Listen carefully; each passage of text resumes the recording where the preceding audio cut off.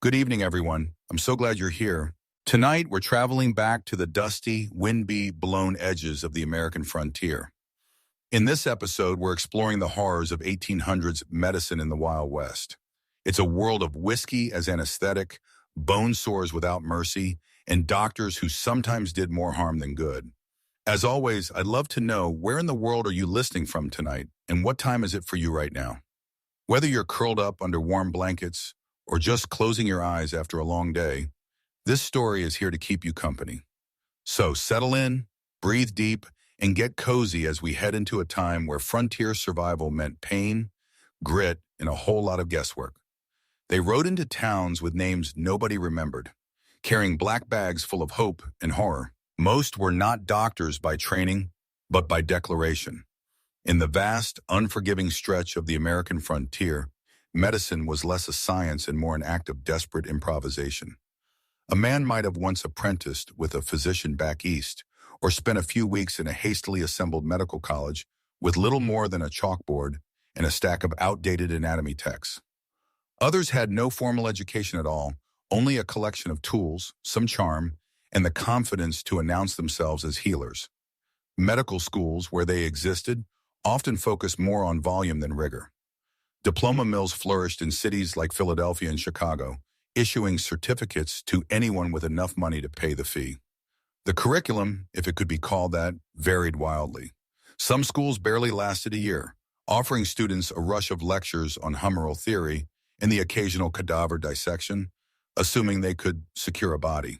There were few regulations to slow the spread of these so-called doctors, and fewer people willing or able to check their credentials. Out on the frontier, need outweighed suspicion. The sick did not ask about diplomas, they asked about relief. Gunshots, fevers, childbirth, snake bites. Everything came through the same creaking door. And the man or woman who claimed to be a doctor had to face it all. There were no hospitals, no clean sheets, no reliable supplies. Just grit, a few instruments wrapped in cloth, and whatever courage could be mustered in the face of agony. Mistakes were frequent, success was rare, and most days ended with the sharp smell of whiskey covering both fear and failure. In this wild and unforgiving environment, the doctor was part physician, part gambler, part actor. Their reputations lived or died on word of mouth. A patient's survival wasn't just a win, it was marketing. Those who did well might be called to the next town. Those who didn't might ride out in the middle of the night, leaving behind a grieving family and a fresh grave. There were no second chances in the Wild West, only the long road ahead and the next door waiting to be knocked on. The land itself demanded resilience. Dust choked the air, and summer heat seared wounds before they could scab over. Winters offered no mercy either. Ice crept into lungs and turned a simple cough into a death sentence. In this place, pain was a constant, and medicine became a matter of endurance rather than understanding. For frontier doctors, survival meant more than keeping their patients breathing. It meant learning when to cut, when to cauterize, when to walk away, and when to lie through their teeth. They treated everything from bullet holes in a gambler's thigh to the bloodied mess of a ranch woman's miscarriage with the same set of tools and the same dogged determination. The treatments were crude. Pain was managed with whatever was available, whiskey, laudanum, or a thick piece of leather to bite. In many cases, the procedures caused more harm than the ailments themselves. Amputations were fast, brutal, and done without understanding the invisible dangers of infection. Instruments were rarely cleaned, passing from one patient to the next with nothing more than a wipe on a blood-stained apron. Yet despite the staggering odds, some patients lived, and when they did, it was attributed to grit or gar or the doctor's steady hands. Even if chance had played the biggest role of all, there was no specialization. The same hands that stitched together a cattle rustler's scalp might hours later guide a child into the world or pull a decaying tooth from a trembling jaw. Illnesses that modern medicine could treat with a simple prescription were catastrophic here. Strep throat might become rheumatic fever. A mild wound could swell, turn black, and lead to a rushed and desperate amputation. Typhoid and dysentery spread through camps and settlements like fire through brush, and most doctors could do little more than advise rest and hydration, though clean water was often a fantasy. When the outbreaks came, they came like smoke, thick, fast, choking everything in their path. Still, people begged for doctors. Even those who had lost loved ones to a failed surgery or an overdose of a mislabeled tonic would send word the moment another family member began to sweat and shake. They knew the risks. They had seen the blood, yet the alternative, doing nothing, felt like surrender-like. And out here, where storms rose from the plains without warning and outlaws rode with guns drawn, surrender was not in the language of survival. Medicine in the Wild West was not a matter of healing. It was a matter of hope. Ragged, raw, and often cruel, but hope nonetheless. The doctor rode on, sometimes with the same bandaged hand he had used to hold down a seizing patient the night before, sometimes with empty saddlebags after using his last bottle of quinine on a child too far gone to save. He would arrive in the next town or mining camp and be met with eyes full of desperation. And he would try again because that was the job. There were no lab coats or sterile gloves, just blood, sweat, and the terrible weight of being the last chance someone had before the fever took them for good. Before the microscope, before antibiotics and germ theory, medicine was built on an idea as old as Hippocrates. The body, according to ancient wisdom, was governed by four humors: blood, black bile, yellow bile, and phlegm. Health depended on keeping those fluids in balance. If a man collapsed with fever, it meant his blood was in excess. If a woman grew pale and fainted during childbirth, the conclusion was the same: too much blood. The cure was to take some of it out. By the time doctors began riding into the American frontier in the 1800s, the belief in humoral balance had already endured for centuries. It was taught in medical schools from London to New Orleans. Physicians in the Wild West, many of them untrained or only partially trained, clung to it because it was what they knew. It gave a name to the chaos inside the human body, and it offered a way to intervene. Bloodletting was a ritual of control in a world where disease often mocked any attempt to stop it. It began with the pulse. A frontier doctor might sit beside a sweating patient, 2 fingers on the wrist, brows furrowed in thought. He was not counting beats per minute. He was searching for signs. An irregular rhythm, too strong, too weak, proof that the blood was surging where it should not be. From there, the next step was clear. Open the vein, let the excess drain out. The idea was simple and dangerous. Bleeding was supposed to cool the body to restore its internal harmony. But without an understanding of how infections spread or how much blood a person could safely lose, it often made things worse. People grew dizzy, fainted, sometimes slipped into unconsciousness, and never woke up again. The methods varied, each more unsettling than the last. The most common was Venice. The doctor would tie a tourniquet above the elbow, choose a vein, usually in the forearm, and slice it open with a lancet. The blood would rush out into a bowl or soak into the dirt floor beneath the chair. Sometimes it was measured carefully. Other times it was simply judged by the doctor's eye and experience. If a patient grew pale, that was taken as a sign the imbalance was correcting itself. If they vomited or began to shake, it was a sign that more blood should be drawn. And if they died, it meant the disease had won because treatment had come too late. For those who could not withstand the blade, there were leeches. They were purchased in jars, kept alive in water, and stored like medicine. Some doctors swore by them, claiming they were more precise than the knife. A leech would attach to the skin and feed until it fell off, engorged and writhing. Some patients endured dozens of them at once. The creatures were placed behind ears, on the neck, the lower back, even inside the mouth. There was no sanitation, no gloves. Doctors would remove the leeches by hand, flicking them off with fingers sticky from other procedures. Infections followed. So did scarring, bruising, and occasionally a blood clot that lodged where it shouldn't and ended a life days later. Then came the scarificators, a tool so mechanical and cruel it felt out of place among saddlebags and whiskey flasks. It looked like a small metal box with a trigger on top and a series of tiny spring-loaded blades within. When activated, the device would unleash the blades in rapid succession, cutting shallow lines into the skin. These lines would then be bled, often using suction cups placed over the wounds to draw out more fluid. It was marketed as efficient, modern, even scientific. But like every other bloodletting device of the age, it operated on a guess, a blind reach into the body without understanding what lay beneath. And yet people kept asking for it because what else was there? A fever that would not break, a child with shaking limbs, a mother after childbirth, pale as ash, her body limp with exhaustion. Bleeding felt like action. It felt like doing something in a place where too often there was nothing that could be done. No one could see bacteria. No one could trace the invisible passage of disease from dirty hands to open wounds, but they could see blood. They could control it. That illusion was powerful. In the frontier towns, where time moved slowly and death came quickly, the belief in humors and balance gave people a sense of order. Doctors who practiced bloodletting were not monsters. They were people trying to help using tools and theories handed down to them across centuries. They did not see the damage they caused because it hid in plain sight, explained away by superstition, bad timing, or the will of God. The science was wrong, but the faith was real. And on those long, empty plains, faith was often the only medicine left. The tools of 19th century medicine did not whisper promises of healing. They shouted pain. They gleamed with the cold confidence of certainty and carried the weight of centuries of tradition.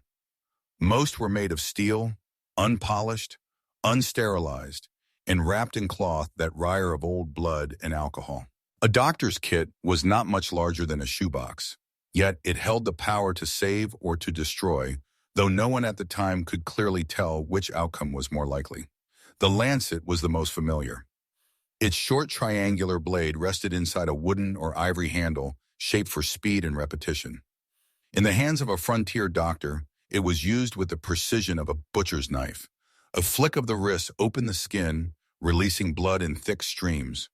The blade did not have to be sharp.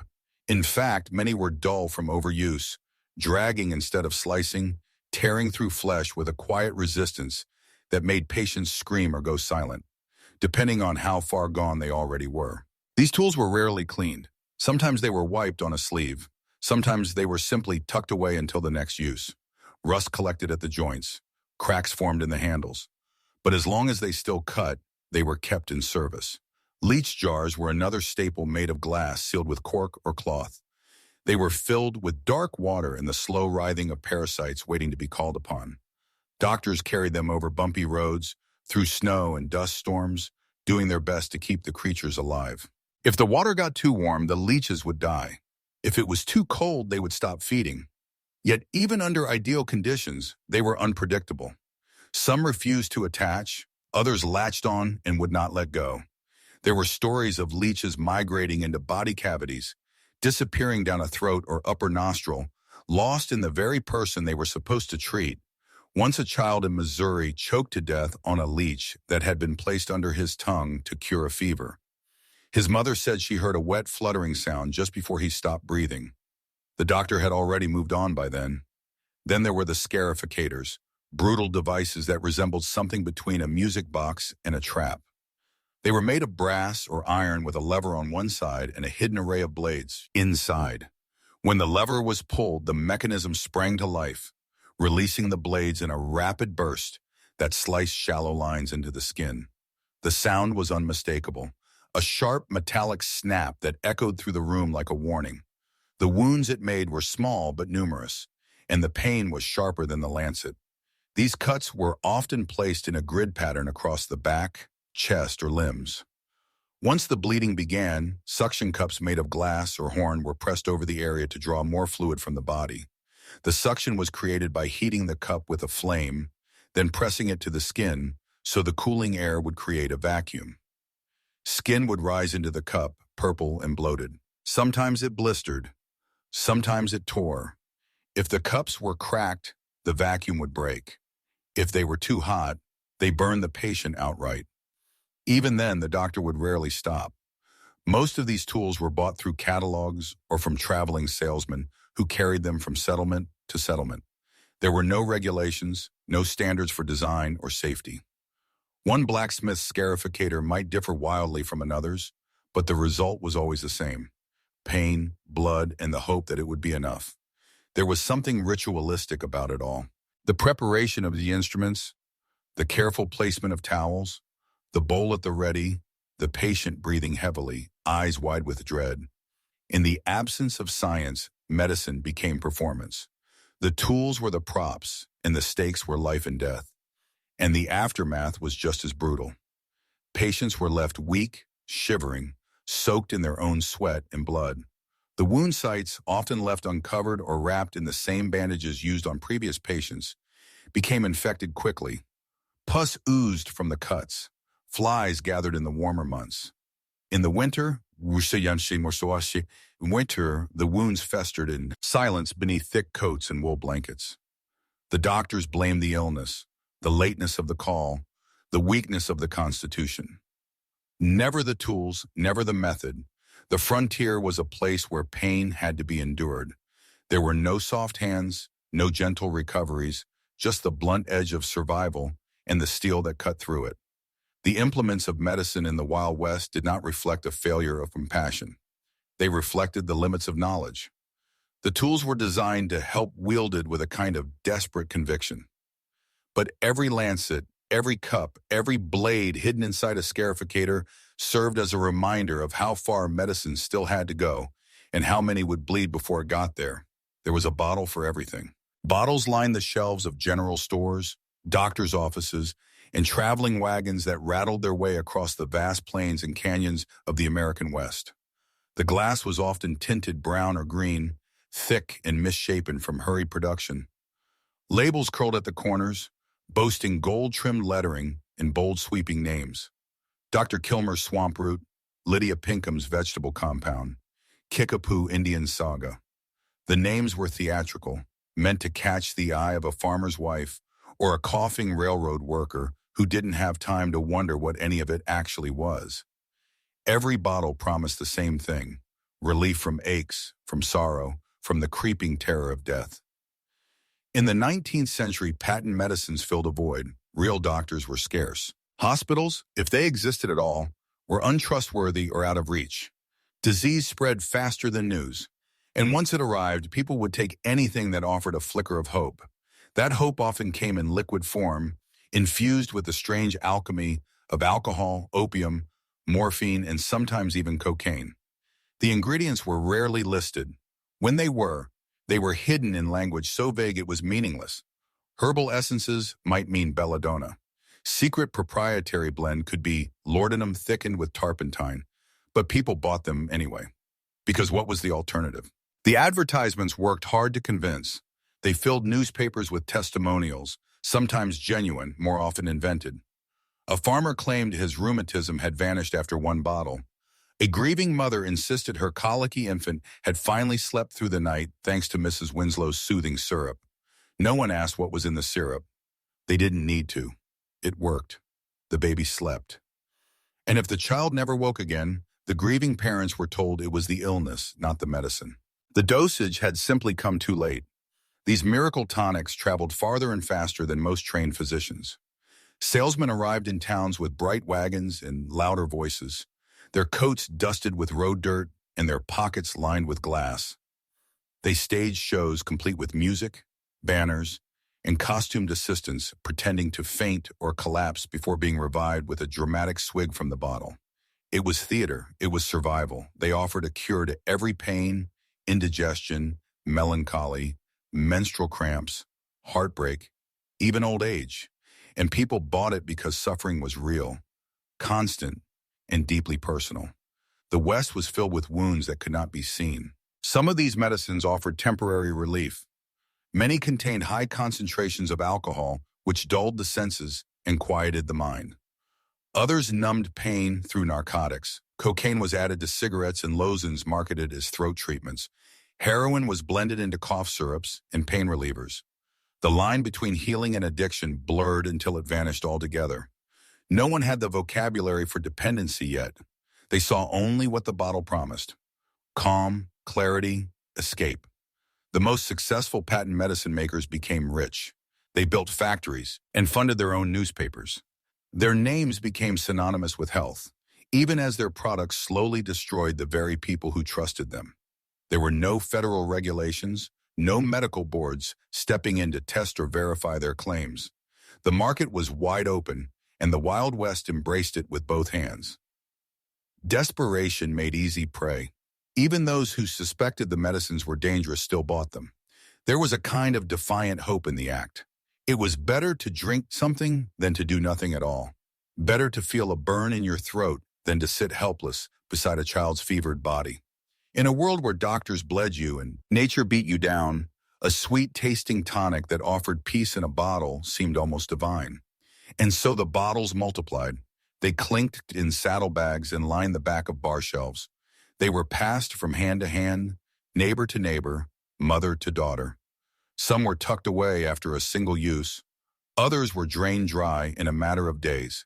People kept buying, kept drinking, kept hoping, and all the while the labels smiled with the same promises they had always made. Cures for every ailment, relief without question, salvation in syrup. In the silence that followed, no one dared to ask what price had truly been paid. The pain did not disappear, it only changed its shape. What began as a tonic to soothe the nerves or ease a cough soon became something else, something harder to name. People drank for relief and then kept drinking because they could not stop. They took pills for sleep and found they could not wake without another. The lines on the label, written in looping script with words like elixir and compound, never mentioned what happened after the third bottle or the fifth or the 20th. No one spoke about the shaking hands, the wild eyes, the days that vanished into a fog of sleep and sweat. The advertisements showed smiling children and radiant women. They never showed the ones who wasted away behind drawn curtains, begging for another dose. Addiction was not a word used in those days. It lived under other names: melancholia, nervous exhaustion, weak character. When a man who had once been a sharp-eyed rancher could no longer hold a cup without spilling it, people said the frontier had worn him down. If a woman grew pale and jumpy, trembling at shadows, the neighbors blamed the wind or the loss of a child or too many long winters in the dark. What they did not say, because they did not understand, was that these people had been poisoned slowly by the very remedies they trusted to make them whole. Morphine lived inside the blood like a ghost, always hungry, always whispering for more.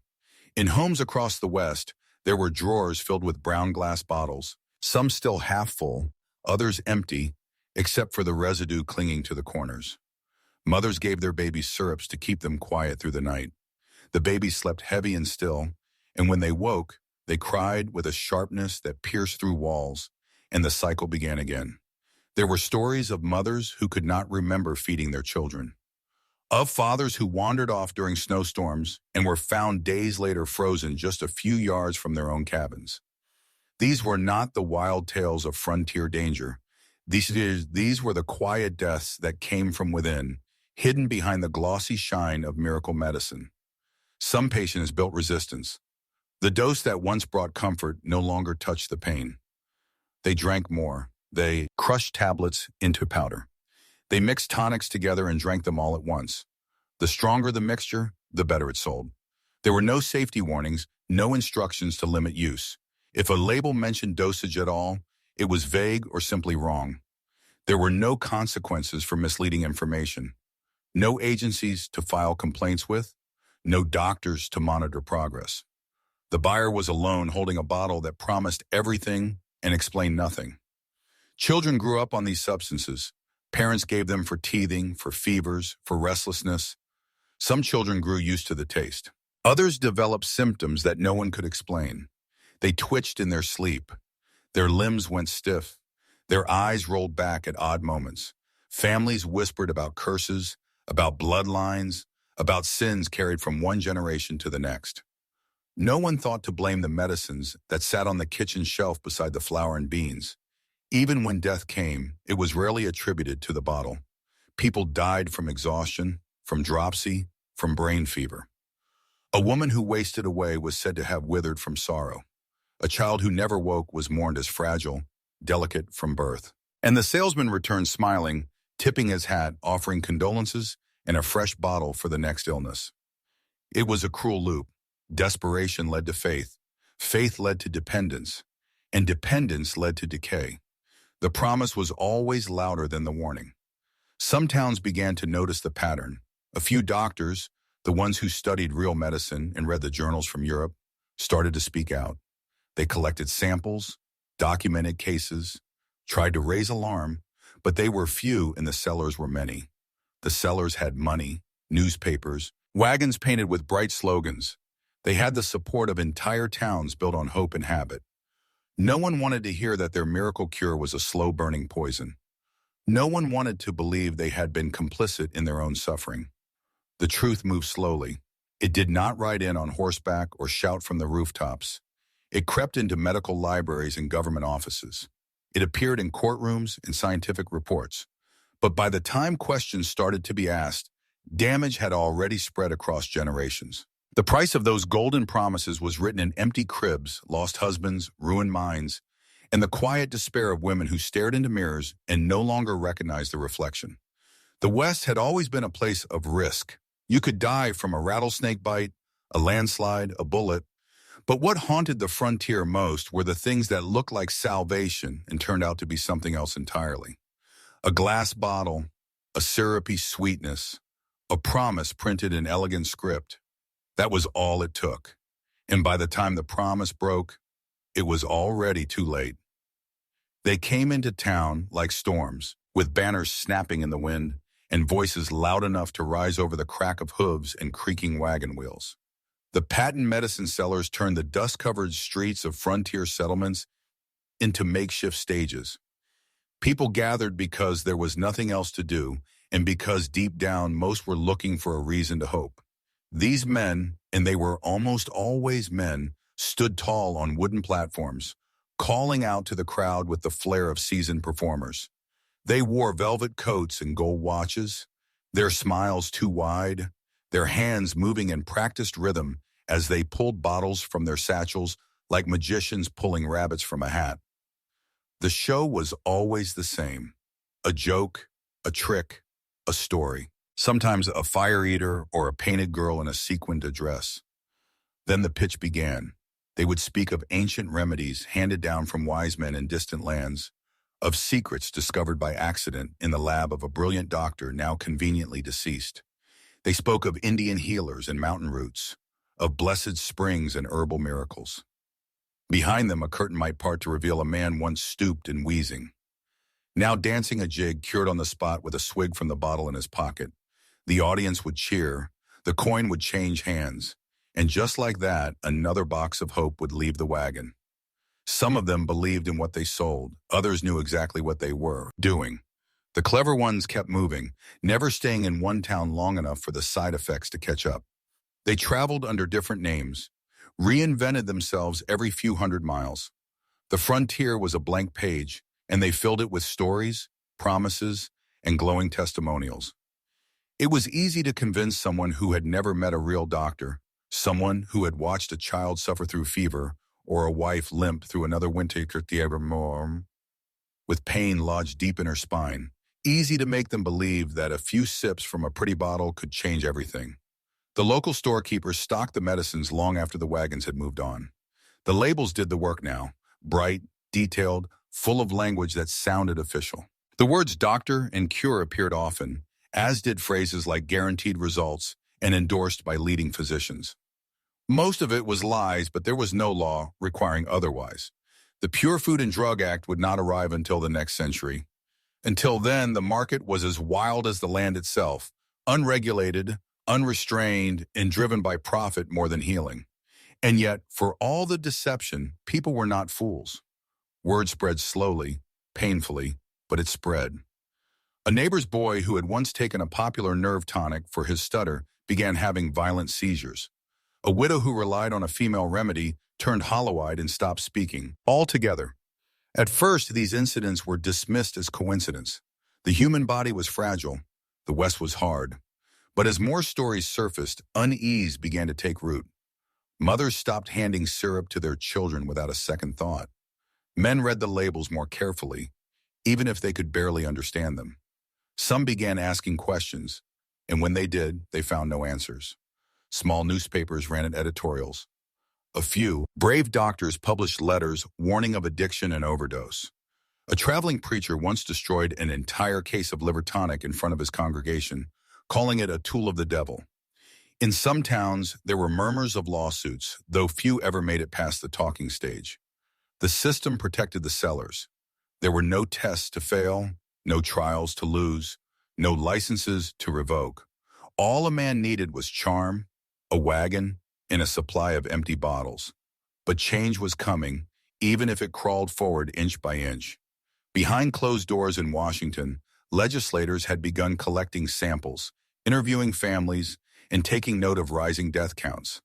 Scientists were beginning to look into what these miracle cures actually contain. Slowly, the illusion cracked.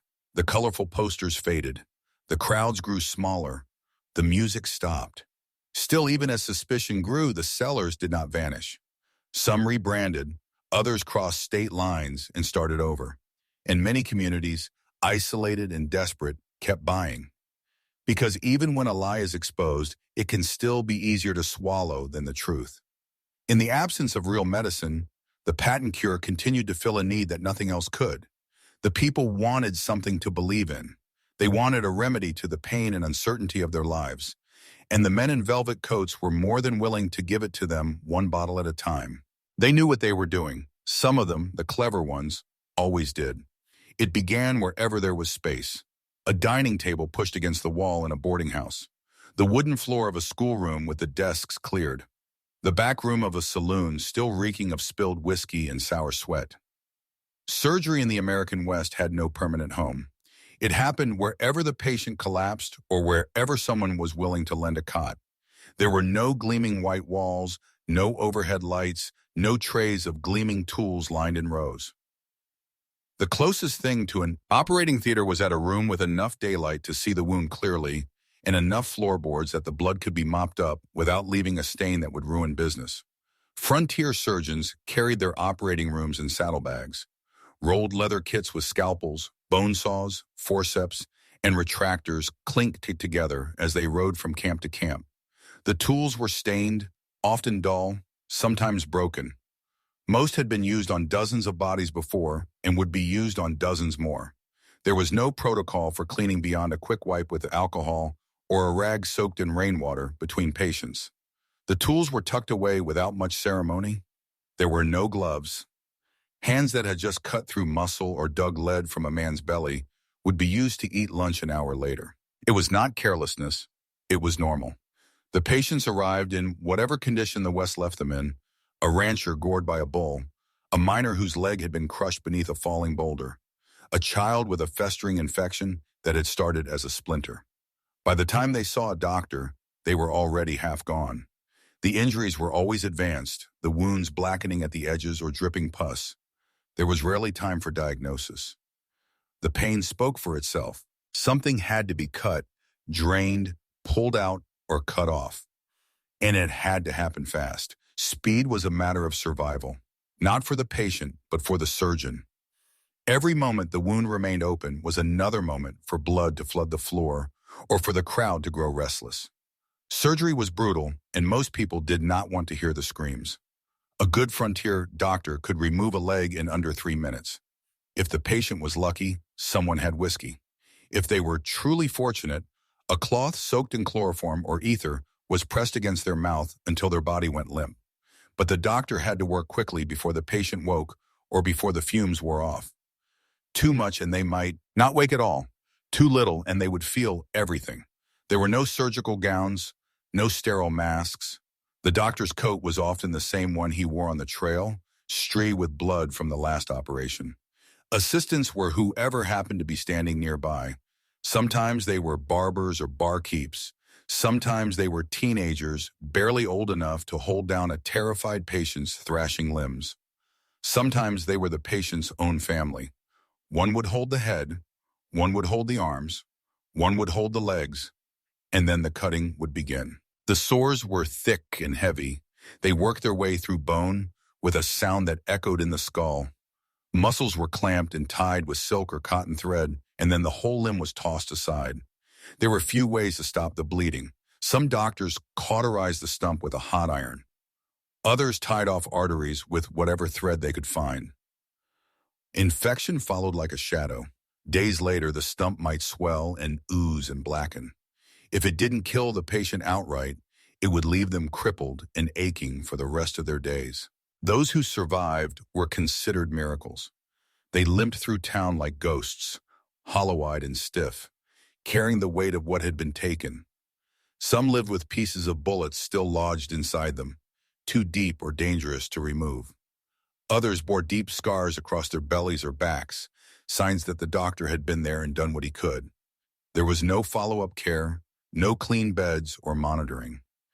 After the cutting, the patient was sent home to rest on straw pallets wrapped in linen that soaked through by nightfall. Families watched over them with trembling hands and whispered prayers. Surgery on the frontier was not a profession. It was a risk. Every time a doctor picked up the blade, he was gambling with the patient's life, with his own reputation, with the chance that this time the body might give in or fight back or simply fall apart in his hands. And still, the blade came out. The sleeve was rolled up.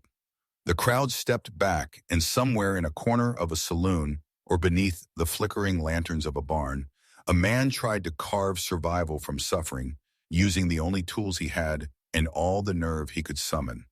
The blades were worn smooth with use, not from polishing or sharpening, but from the simple wear of cutting through flesh, bone, cartilage, tendon.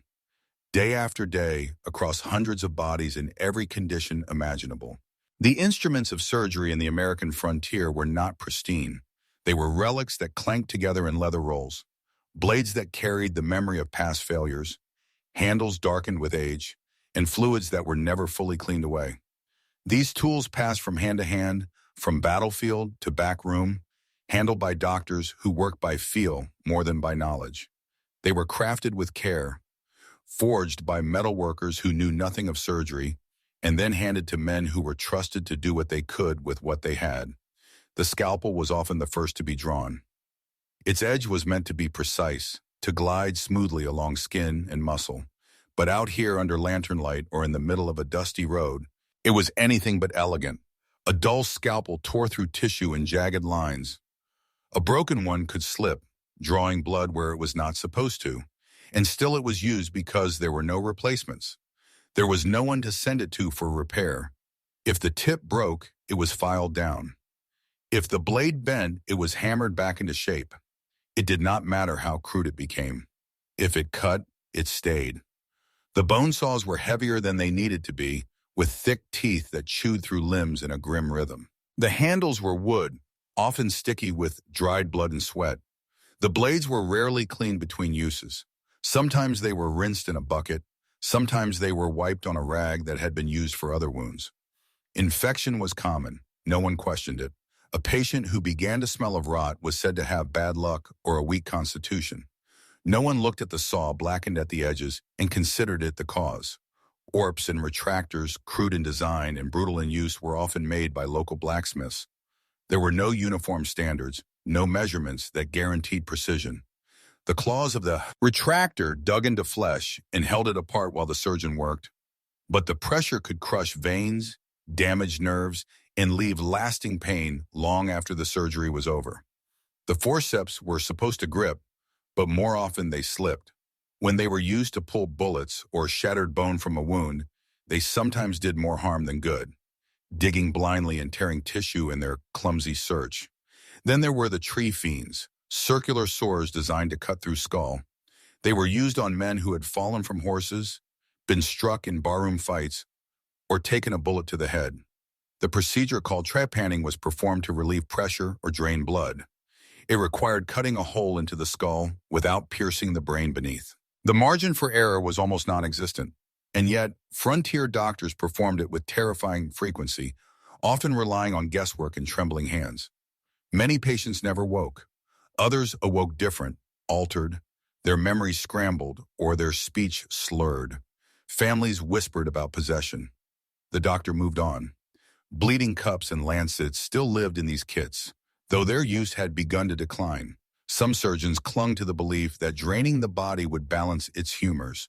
Others admitted they had no idea what it accomplished, but continued the practice anyway because it was expected. These tools, small and sharp, were often nestled beside the knives and saws, tucked away in folds of leather like secrets no one wanted to acknowledge.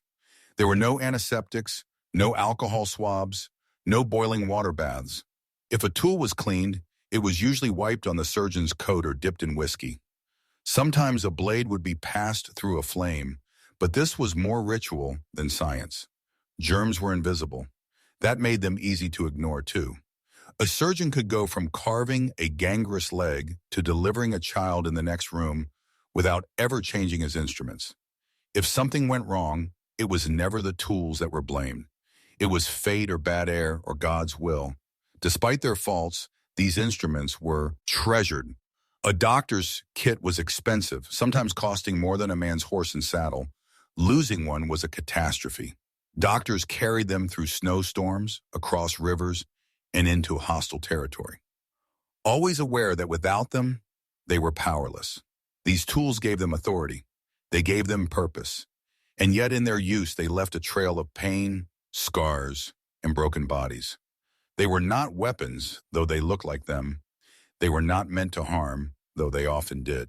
They were instruments of desperation, wielded in ignorance, crafted in good faith, but steeped in suffering.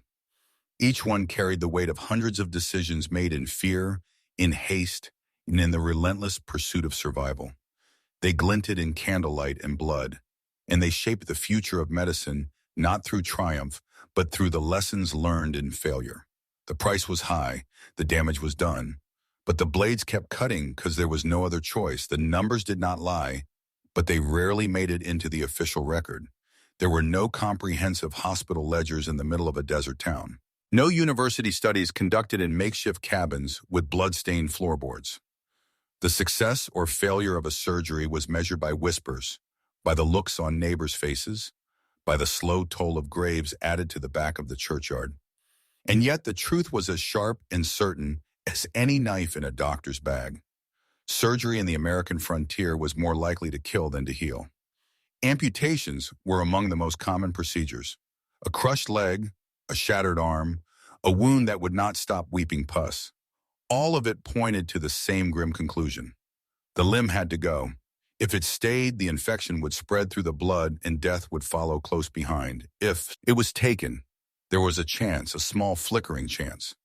But even then, the odds were cruel. On average, the mortality rate for an amputation in a frontier setting hovered between 1 in 4 and 1 in 2. Factors like location, temperature, and time since injury played their part.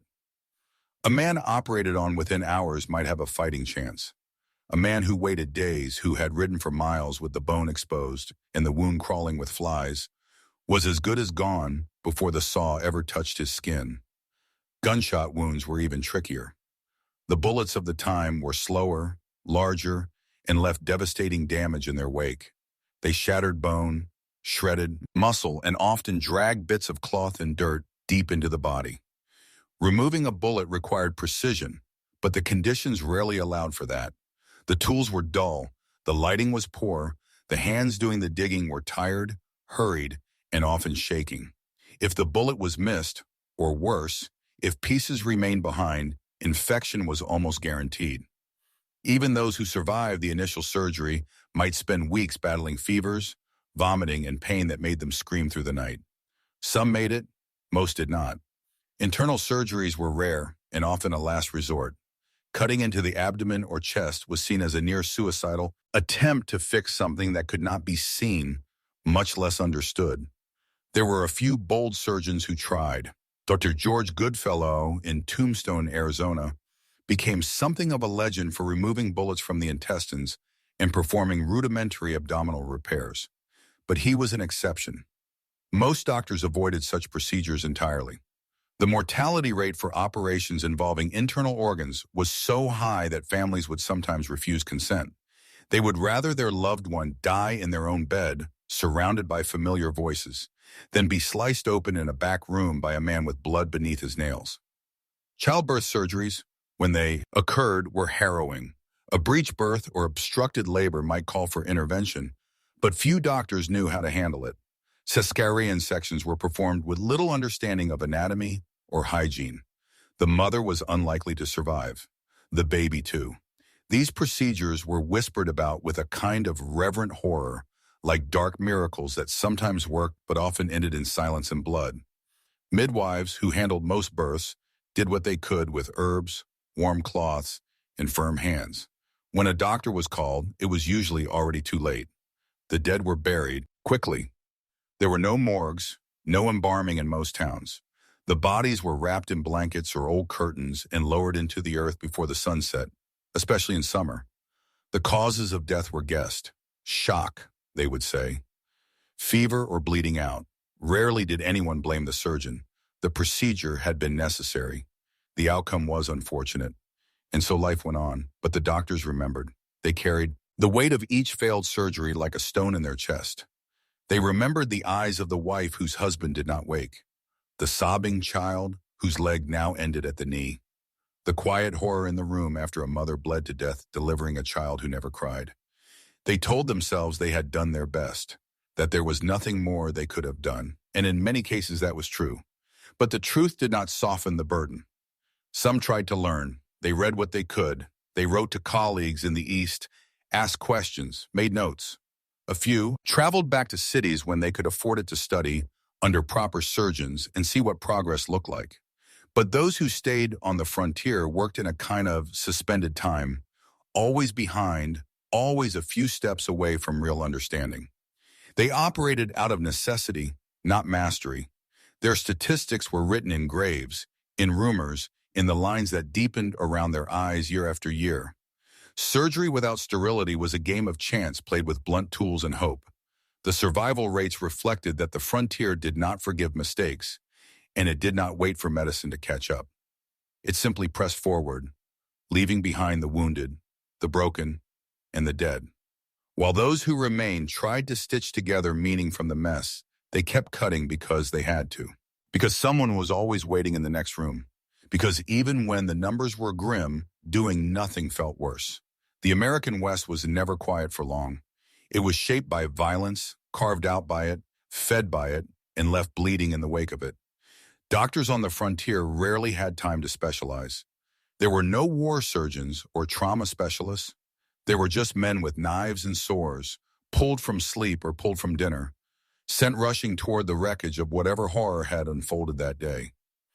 And the horrors came often in the wake of the Civil War. Thousands of wounded soldiers returned to the frontier. Some tried to reclaim quiet lives. Others brought their wounds west with them, injuries that had never healed properly, or infections that flared up months after the battlefield had been left behind. The war had taught surgeons speed and toughness, but not precision.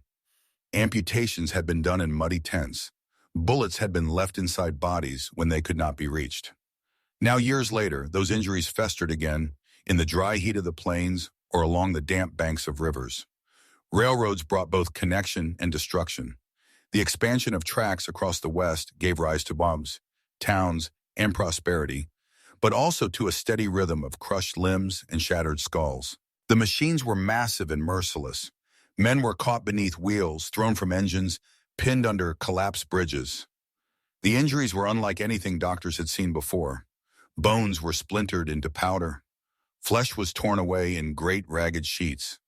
A man might arrive at the doctor's door with one arm dangling by a thread or no face at all. The doctor could do little but cut away what remained and hope the heart held out until the bleeding stopped. Then there were the Indian Wars, a conflict that stretched across decades and left wounds on every side. The injuries were not clean. Arrows and spears made punctures that carried dirt and bone deep into the body. Bullets ripped through muscle and lodged against spine and organ. The terrain itself added insult to injury.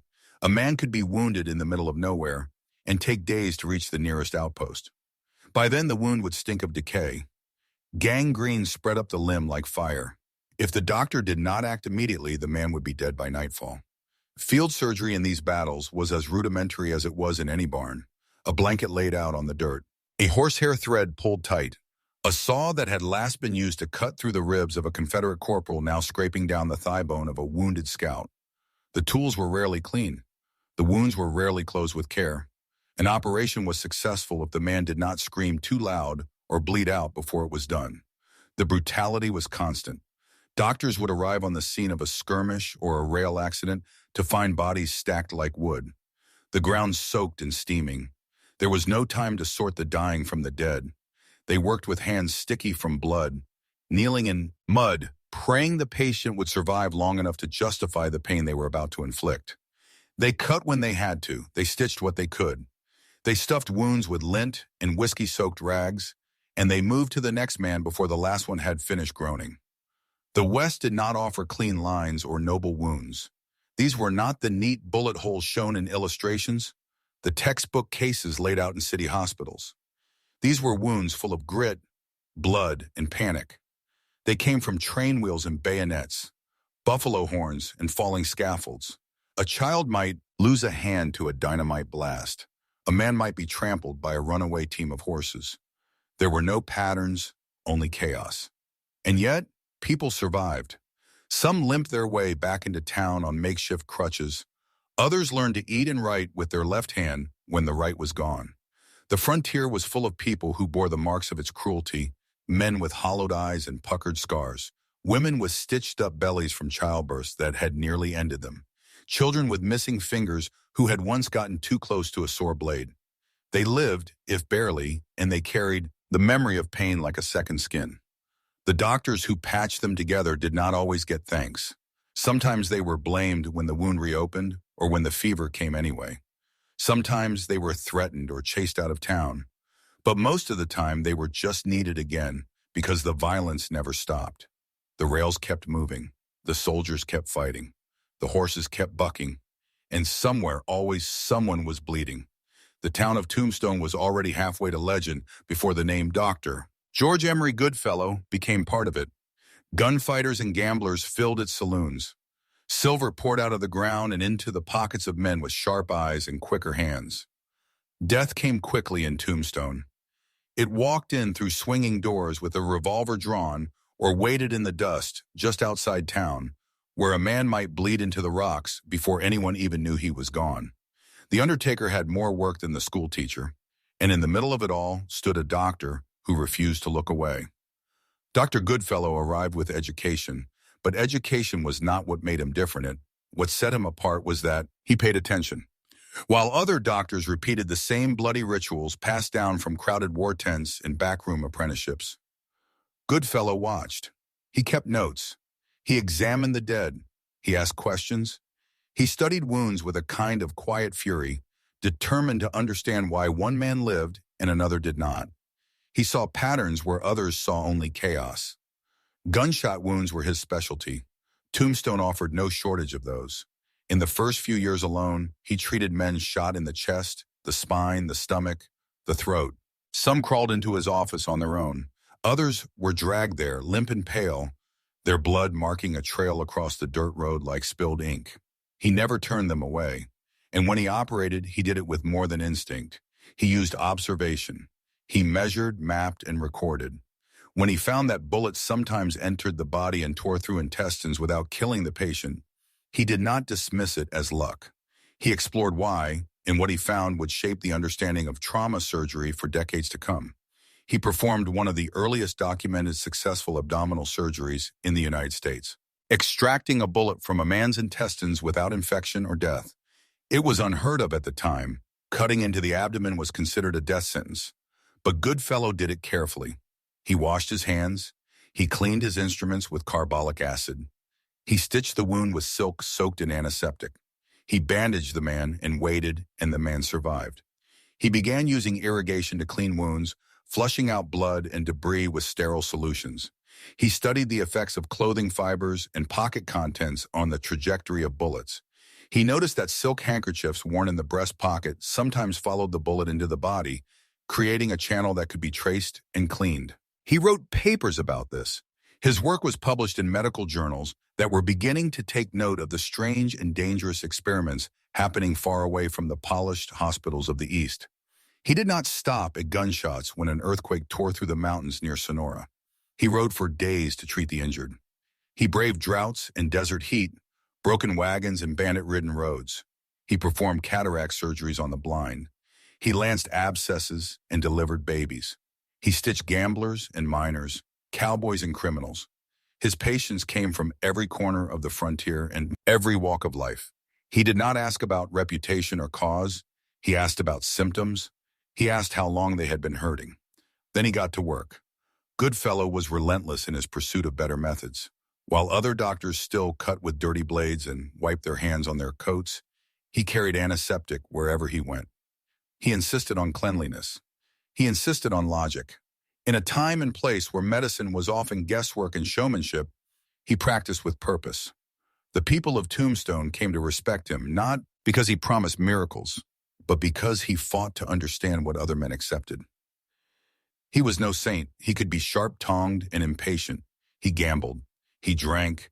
He sometimes operated in the same clothes he had worn for days. But when he stepped into a room with a patient, all of that fell away. His hands were steady. His focus was absolute. He did not waste movement or time. He worked as if the truth could be carved from flesh, as if every incision might bring him closer to something worth knowing. He stayed in Tombstone through its rise and fall, through the gunfight at the OK Corral, and the slow fading of the silver boom. When others left, he remained, patching up the remnants of a town that had burned bright and fast. He taught younger doctors what he had learned. He left behind papers, letters, instruments worn smooth by use. And though the East was slow to listen, it eventually did. His techniques were studied, his notes dissected. The field of trauma surgery moved forward quietly, steadily on the back of a man who once stitched gunfighters together in a mining camp, surrounded by dust and graves. Dr. George Goodfellow never called himself a pioneer. He was too busy working. But the title fits. In a world where death came without warning, and medicine often made things worse, he chose to observe, to question, to change. And by doing so, he gave the Bleeding West its first glimpse of what real healing might one day look like. Pain was the constant that haunted every room where surgery was performed on the American frontier. It clung to the air like the smell of blood and alcohol, thick and suffocating, impossible to ignore. The doctors who worked in these improvised operating rooms had no illusions about what they were inflicting. They knew the patient would scream. They knew the body would buck against restraint, muscles rigid with terror. They also knew that once the first cut was made, there was no turning back. Anesthesia was not entirely absent from frontier medicine, but it was as uncertain as everything else.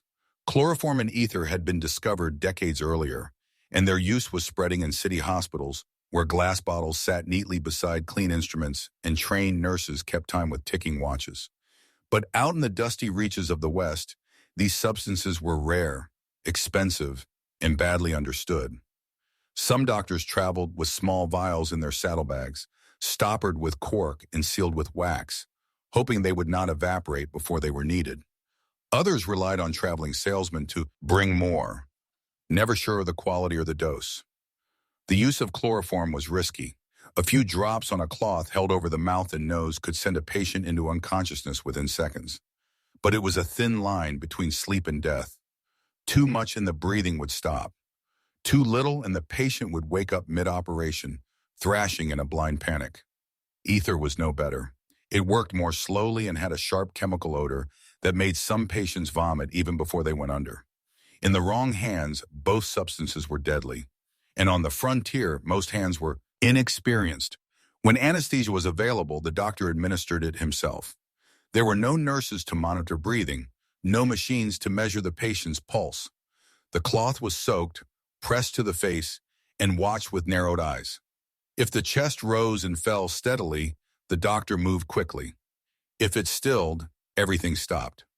Sometimes the only way to know the patient had died was when they stopped twitching under the restraints. In places where no anesthetic could be found, whiskey stepped in, strong, burning, and plentiful.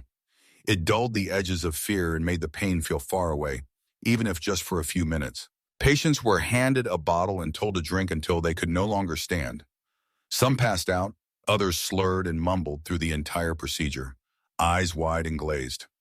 The truly unfortunate stayed conscious through every second, biting down on leather straps or wooden spoons, their cries echoing off the walls.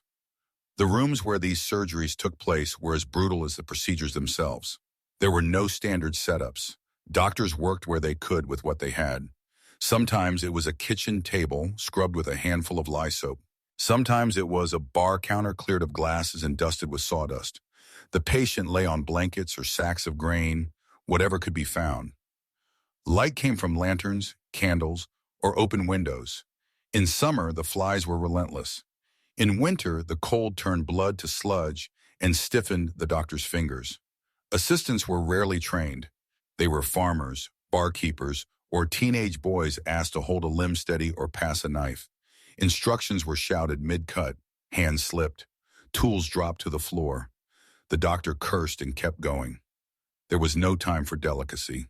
The room was full of tension, of sweat and heat, and the unmistakable scent of human fear. The people watching were often family. A wife holding her husband's hand while it was being taken. A child weeping in the corner while the doctor worked on their father's chest. There was no privacy, no curtains, no barrier between the living and the half-dead. Afterwards, the mess was left to be cleaned by whoever could stomach it. Buckets of blood-soaked water were tossed outside. Instruments were rinsed in whatever was handy. Pond water, whiskey, spit. Bandages were torn from old sheets and tied as tight as possible. The doctor gave a few quiet instructions, sometimes stayed to monitor the first few hours, and then moved on to the next patient, the next wound, the next desperate town. The men and women who endured these surgeries were changed forever. Some walked away with missing limbs and hollow stares, grateful to be alive, even if life would never feel the same. Others never recovered, drifting into fever or madness, their bodies too broken to heal. A few died days later from infections no one could name or stop, and yet they kept coming. People knocked on the doctor's door, carried their bleeding loved ones across deserts and prairies, clung to the hope that pain could be cut out like a tumor and left behind in a wash basin. The makeshift surgeries of the West were acts of courage and desperation, theater and brutality. They were performed under lanterns, surrounded by dust and grief, by people who knew they might fail and did it anyway. And every time a patient survived, every time a limb was removed cleanly or a wound stitched shut with trembling hands, it felt like a small kind of miracle. Even if the room stank of death, even if the screams echoed long after the doctor was gone, even if pain ruled every moment of recovery, those few seconds between cutting and survival meant everything. And in the West, that was enough. The virus did not ride in on horseback or slip through the cracks of a broken window. It came with the riverboats, with the trains, with the travelers wrapped in thick wool coats who disembarked in bustling frontier towns and left something behind without ever knowing it. Smallpox did not announce itself. It settled into lungs, crept under the skin, and waited. And once it took hold, it spread like fire across the dry grasses of the American West, unstoppable and indifferent. In 1837, one steamboat, the St. Peter, anchored near Fort Clark in present-day North Dakota, carrying furs and passengers and a hidden plague. The traders came ashore smiling, shaking hands, exchanging goods.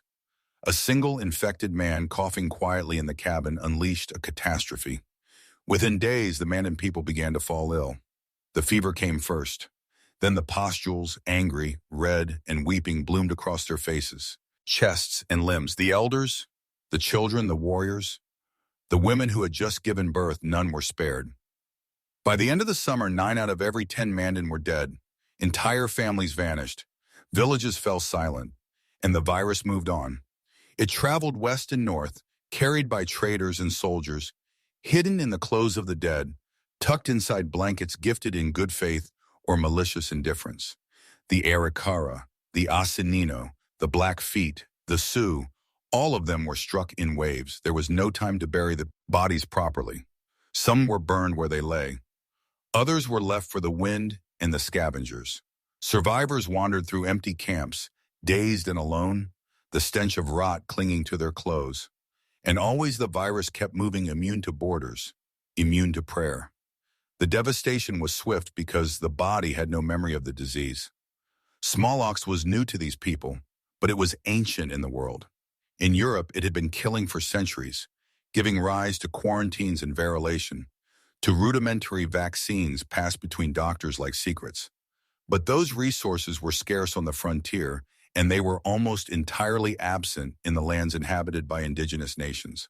There were no hospitals here, no doctors traveling upriver with coolers full of inoculations. There were only traders and soldiers, missionaries and officials, and few of them had the tools or the will to prevent what was coming. The government saw the danger but responded slowly. Some officials tried to send vaccine kits upriver, crude wooden boxes containing threads soaked in cowpox to be scratched into the arms of the healthy. These kits arrived late. Some never arrived at all. Others were delivered to forts where no one could read the instructions. Tribal leaders asked for help. Some were promised files that never came. Others received doses too diluted to offer protection. In some cases, the vaccines were hoarded by army surgeons for soldiers and their families, passed out like favors, instead of given where the outbreak raged strongest.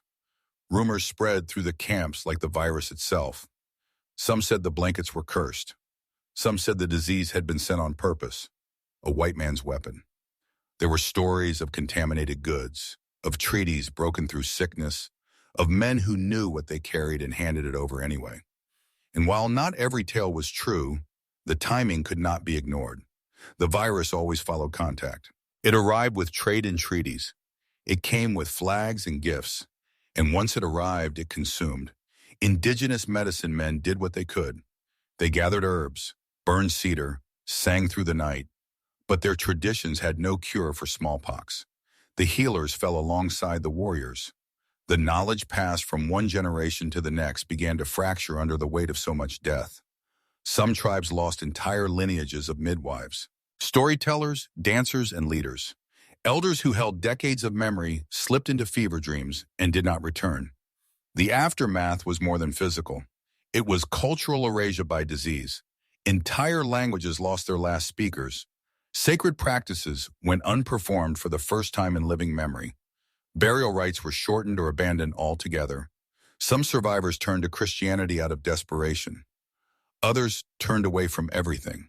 The grief was too wide, the silence too heavy. And yet, despite the scale of the loss, the epidemic was barely mentioned in most frontier newspapers.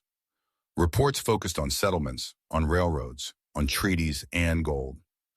The suffering of indigenous nations was footnoted, treated as an unfortunate consequence of progress, a distant thing, a sad inevitability. But for those who lived through it, or whose ancestors died in the long summer of 1837 and the years that followed, it was not distant. It was the wound that never closed.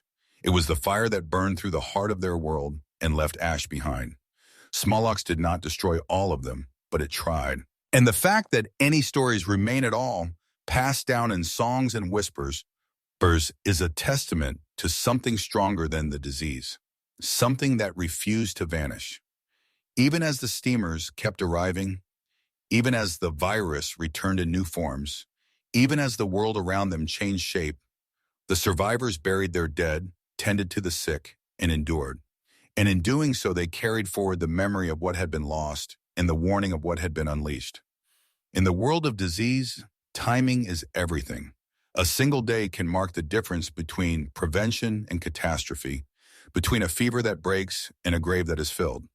On the frontier, that difference often came down to who had the medicine and who was left waiting.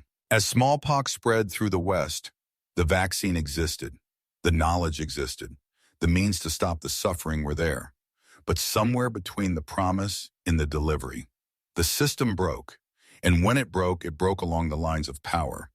The smallpox vaccine was a crude thing by modern standards, but it worked. Developed decades earlier in Europe, it relied on material taken from cowpox lesions, milder and far less deadly, to give the human body a fighting chance. The vaccine could be transported in the small wooden cases, often using threads or quills soaked in lymph, then scratched into the skin of the recipient. If administered correctly, it provided protection. If it arrived too late or in the wrong condition, it did nothing. The procedure was simple. The logistics were not. The government had the ability to distribute these vaccines across the frontier. They had ships, forts, mail routes, and field agents. But distribution was inconsistent. Some areas received supplies in a timely manner. Others were ignored for months, even years. Indigenous communities were often placed at the bottom of the list, despite being among the most vulnerable. Some officials viewed the tribes as temporary populations, as obstacles to expansion, rather than human lives to be protected. Others simply lacked the infrastructure or the will to follow through. Promises were made in meetings. Vials were packed and shipped, but the threads arrived dry. The boxes were broken. The instructions, when included, were often written in languages no one in the camp could read. A surgeon at Fort Union wrote in frustration that he was ordered to vaccinate the garrison soldiers, but not the nearby Asanino community, even as he watched the disease cut through their village with terrifying speed. He vaccinated them anyway, against orders. But such acts of defiance were rare. The reasons for denial varied. Some were bureaucratic, some were born from prejudice. In a few dark cases, denial seemed intentional. There were whispers that withholding the vaccine might be used as a tool of control, a way to weaken resistance or hasten removal. No official policy ever declared this, but the pattern was hard to ignore. The vaccine reached white settlements more consistently than it reached tribal lands. When disease struck both, aid flowed in one direction while the other was left to suffer in silence. Even when the vaccine was granted, it came with challenges. It required refrigeration that did not exist, clean needles that were hard to come by, and people who knew how to administer it without introducing new infections. In the case of the frontier, those conditions were rarely met. Some well-meaning missionaries and settlers tried to deliver vaccines on their own, often without proper training. A botched vaccination could lead to infection, scarring, or a false sense of protection. There were cases where entire villages were told they were safe, only to be hit by smallpox weeks later. Confidence in the treatment faltered. Mistrust took root. It did not help that earlier generations had already been exposed to betrayal.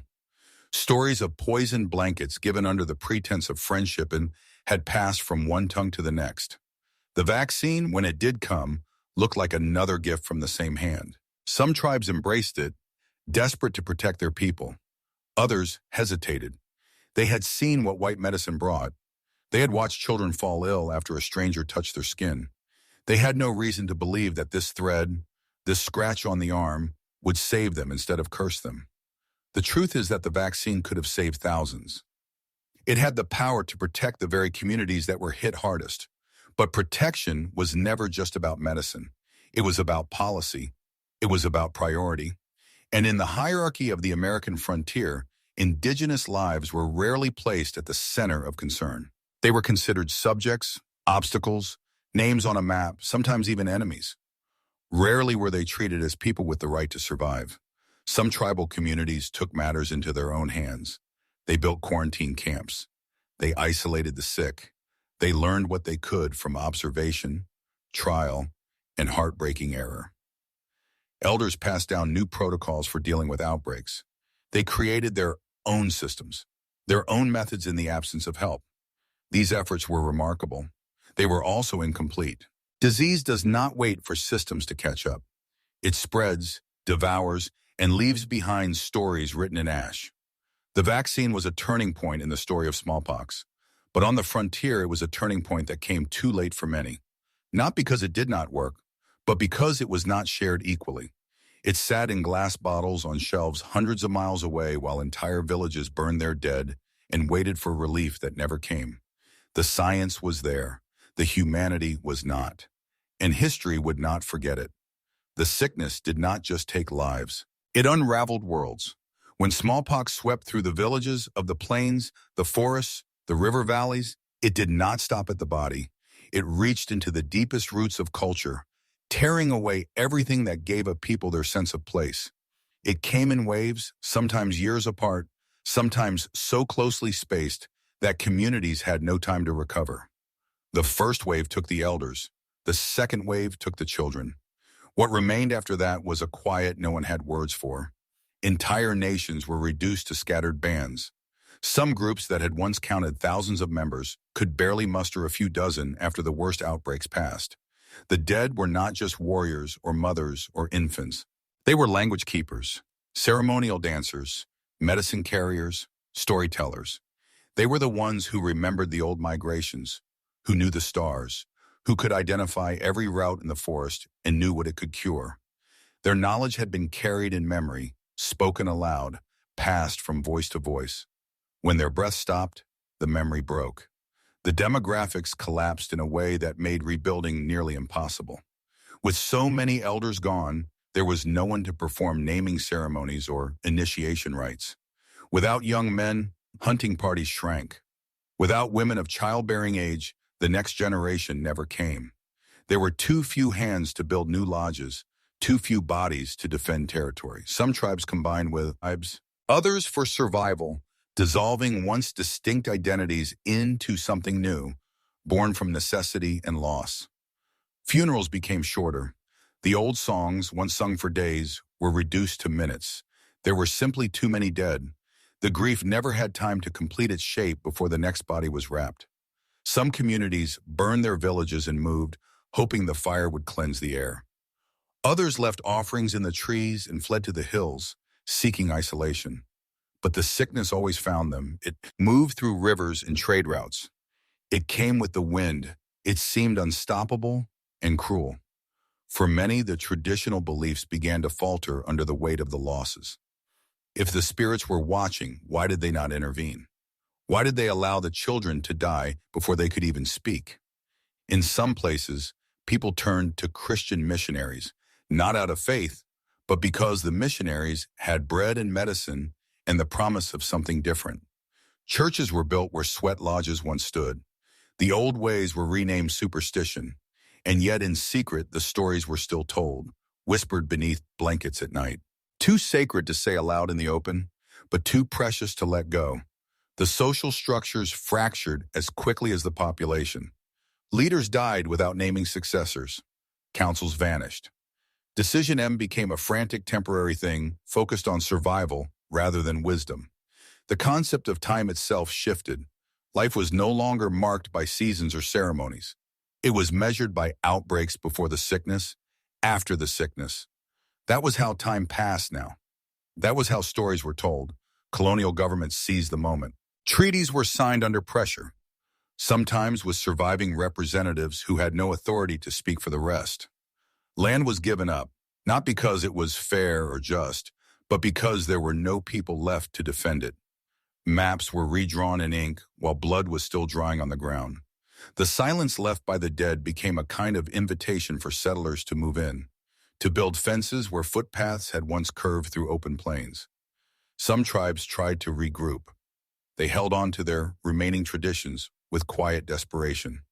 A few elders, spared by chance or by sheer will, gathered the children who were left and began again. They retold the origin stories. They taught the dances. They pressed language into young minds like seeds into dry soil, hoping something would grow in the shadow of so much death. But they were always aware of how much had already been lost. Some things had no one left to remember them. Disease did not just kill, it erased. And what it did not erase, it weakened until the shape of a people was warped into something unrecognizable. The names of clans were forgotten. The reasons for rituals blurred. Songs lost verses. Words disappeared from the language.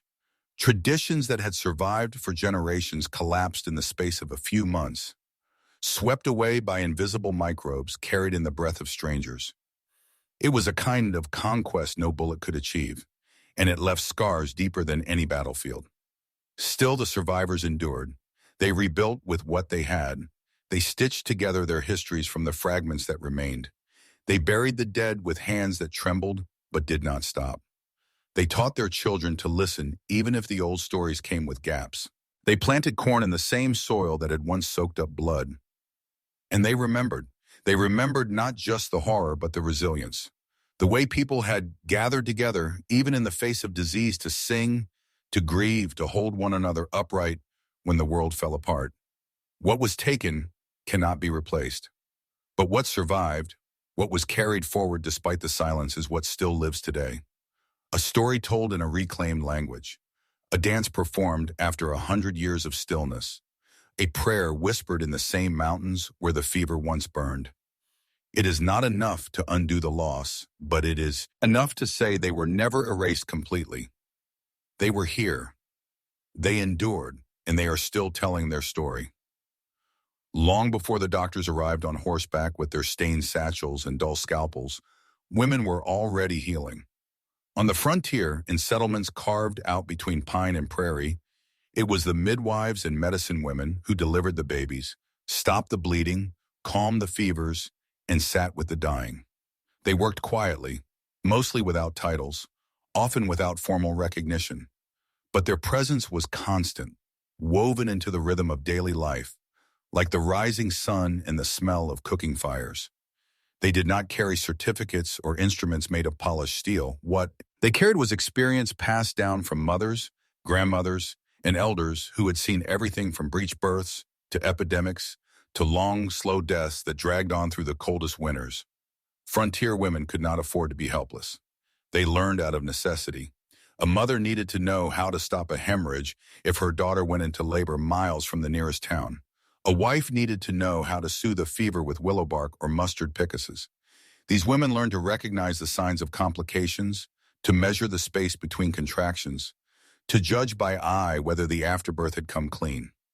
They did all of this in kitchens, in barns, and in cabins that rattled in the wind.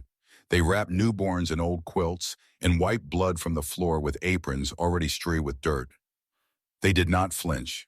They had no time for fear. Among indigenous communities, healing was inseparable from the natural world. Medicine women gathered herbs with ritual and purpose, knowing which roots to dig and which flowers to leave untouched. They treated illness as something spiritual and physical, a disharmony that could be soothed with both hands and ceremony. They used smoke and song, salves made from crushed berries and animal fat, teas brewed from bark and bitter leaves. The forest and plains were their pharmacy, the body their map. Their knowledge was precise, inherited across generations through practice rather than books. When settlers came, many dismissed these methods as superstition. But the truth was that more than one white family owed its survival to a midwife or healer who spoke little English, but knew exactly what to do when the baby turned sideways in the womb or when the winter cough turned wet and heavy. As formal medicine slowly pushed westward, it did not come to learn from these women. It came to replace them. Male doctors, often with limited training themselves, began to look at midwives as outdated and dangerous.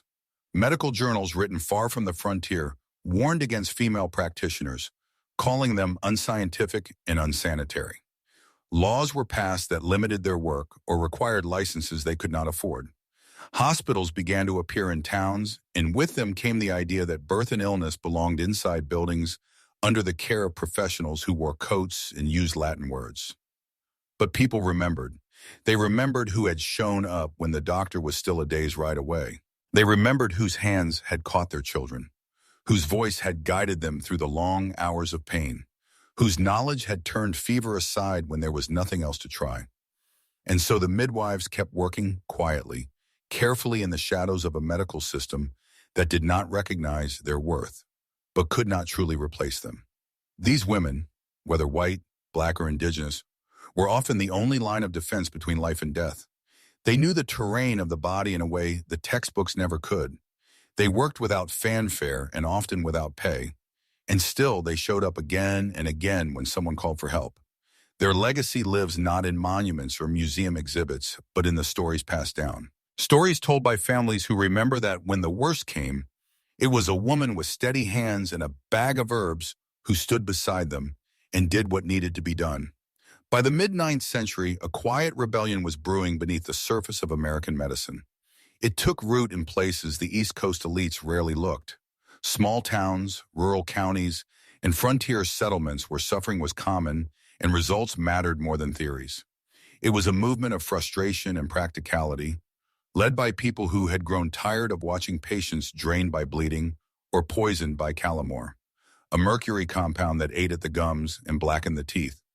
These rebels were called eclectic physicians, and what they offered was simple care grounded in observation, in plants, in logic, and in the idea that the human body might heal if given the right support instead of being broken down further. Eclectic medicine borrowed from many sources. It took cues from indigenous herbal traditions, from European Bach, and from folk healing passed between enslaved people, immigrants, and rural families.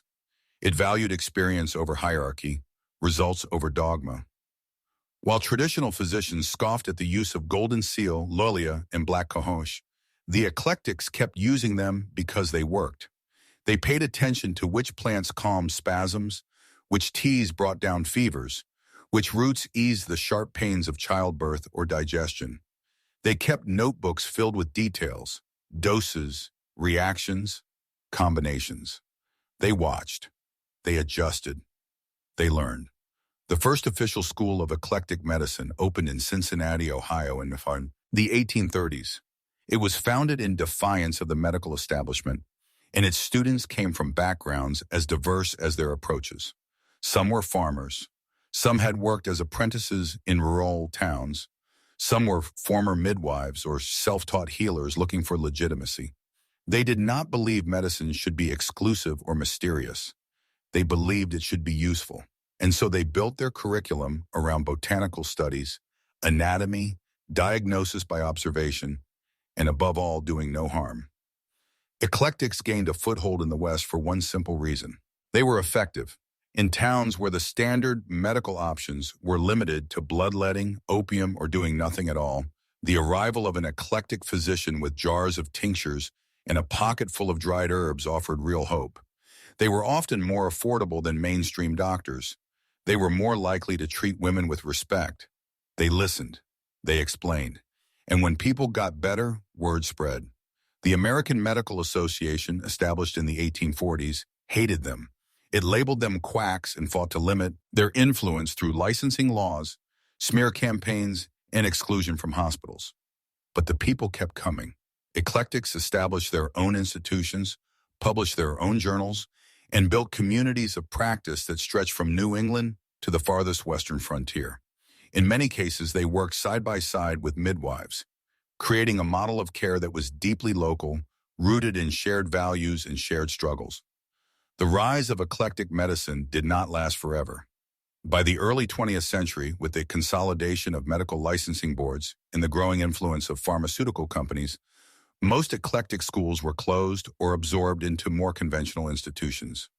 Their texts were archived, their methods labeled outdated, their contributions faded from mainstream memory. But in the dust of frontier towns, where names were scratched into wooden grave markers and stories passed around fires, the memory of those doctors lingered. They were the ones who came when no one else would, the ones who treated the whole person, not just the symptom, the ones who trusted in the wisdom of plants and people alike. They were called eclectic, a word that meant they took what worked and left the rest behind. In the chaos of a brutal landscape, that choice made all the difference. There were moments, quiet ones, tucked between the chaos and dust, where something unexpected happened. A wound that had fed for days began to heal. A fever broke in the middle of the night. A child who had been wheezing for days finally took a deep, full breath. And when the families gathered around, exhausted but relieved, it was not always a man in a coat with a bag of metal instruments who had made it possible. Sometimes it was a bundle of dried leaves soaked in boiling water. Sometimes it was a pus wrapped in cloth and pressed gently against the skin. Sometimes it was a voice that knew how to soothe, a hand that had delivered dozens of babies, a knowledge that came from years of watching, trying, failing, and trying again. These were the successful alternatives, the ones dismissed by the official schools but remembered in kitchens and passed down like heirlooms. Botanical remedies were not used because people were naive. They were used because they worked. In a world without pharmacies, without reliable doctors or clean hospitals, the plants growing nearby became lifelines.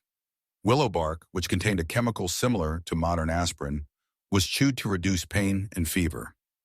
Yarrow was crushed and applied to wounds to stop bleeding. Slippery elm bark soothed sore throats and stomach ulcers. Golden seal, sometimes called the frontier's antibiotic, was used to treat infections long before people knew what bacteria were. Women used raspberry leaf to ease childbirth. Men used echinacea to fight infection. Children were given licorice root for coughs. These treatments were not miracles. They did not save everyone, but they helped. And in the daily battle to stay alive, sometimes help was enough. These remedies were used by everyone: white settlers, indigenous families, black homesteaders, Chinese immigrants. They all brought their own traditions, their own formulas and mixtures and beliefs. And over time, those remedies blended. A Cherokee woman might trade with an Irish widow for dried comfrey root. A German midwife might learn from a Lakota healer which berries were safe to use in childbirth and which would bring on labor too early. These exchanges were not formal. They were born of shared experience and desperation. They happened in whispers over campfires and fence rails. and they became part of the fabric of survival. Eclectic physicians thrived in this environment. Unlike the rigid doctors trained in distant universities, eclectics listened. They wrote down recipes that had been passed through families. They tested herbs on themselves before giving them to patients. They were careful, methodical, and deeply pragmatic. If something worked, they used it. If it failed, they tried something else. They were less concerned with theory than with outcomes. A man who could walk again after being given a tincture of skullcap in valerian did not care that the treatment had no Latin name. He cared that it worked. And for many on the frontier, that was what mattered most. There were also midwives who straddled both worlds. Some carried herbs in their aprons and used chants handed down through generations. Others had studied with eclectic doctors or read books sent by distant cousins in the city. They combined science and tradition in a way that was fluid and adaptable. They treated patients in back rooms, on porches, beside riverbanks. They learned to recognize the line between a normal fever and a deadly one, the difference between a slow labor and a dangerous one. Their success came not from miracle cures, but from a deep and practiced understanding of the body. They observed, they remembered, they adapted. These alternatives gained quiet reputations. In some towns, word spread about a woman who could stop seizures with drops of oil, or a man who had cured dysentery with a bitter tea. Neighbors would knock on doors and ask careful questions. Recipes were scribbled on scraps of paper and stuffed in drawers, folded between pages of Bibles, tucked inside sewing kits. People were careful not to speak too loudly.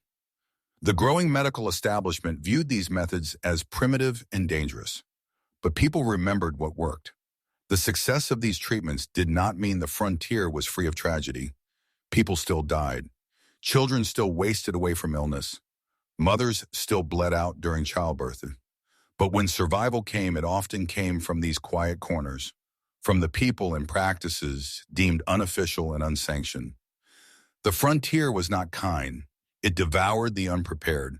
But in its shadow, women and men who were never invited into the official halls of medicine built something real. They saved lives. They preserved knowledge.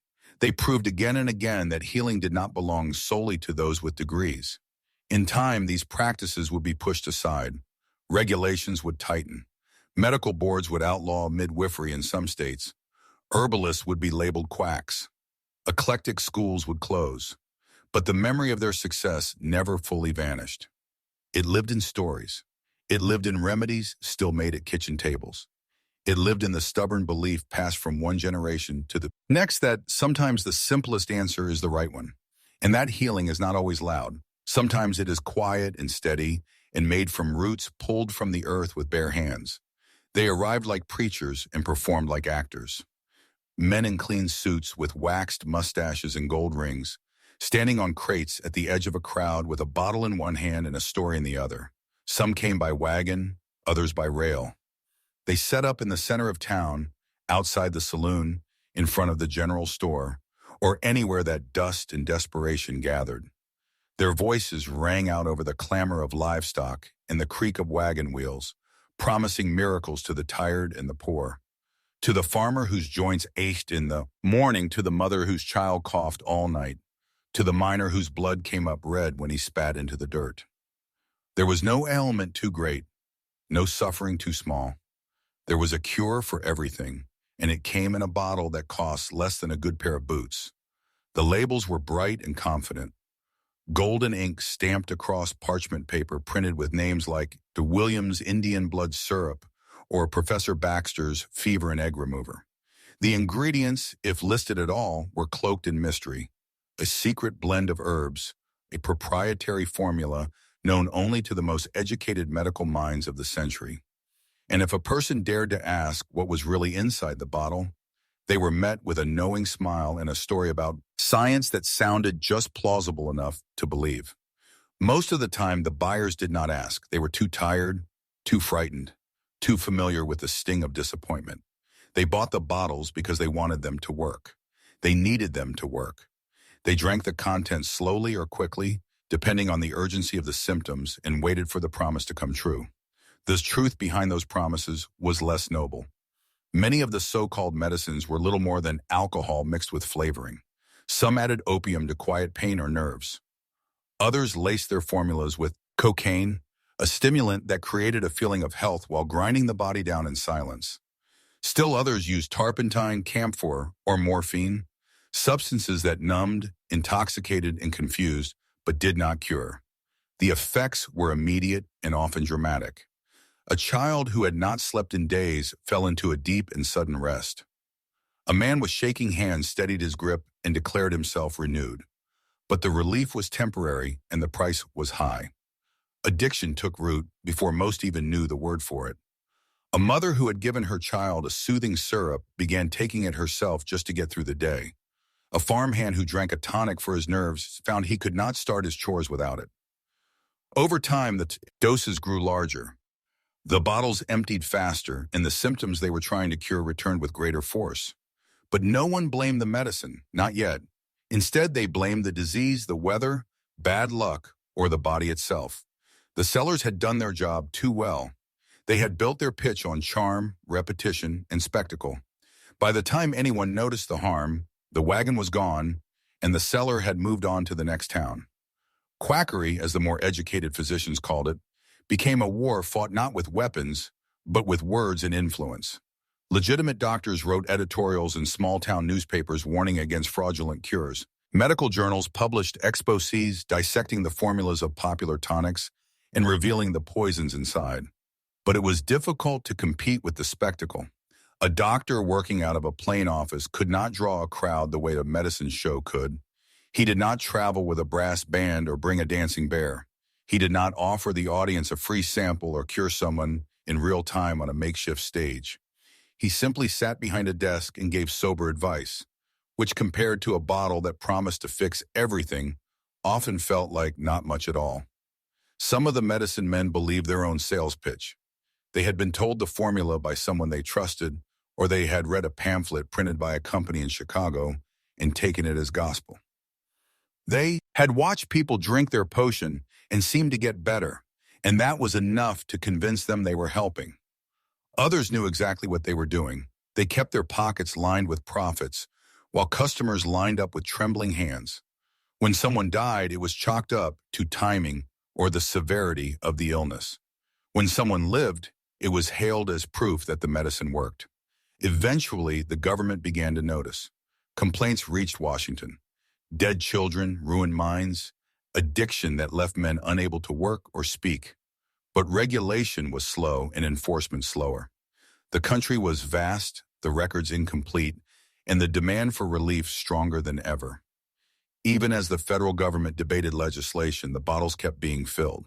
Factories in New York and St. Louis shipped out crates labeled with new names and new promises. The labels changed faster than the law could catch them.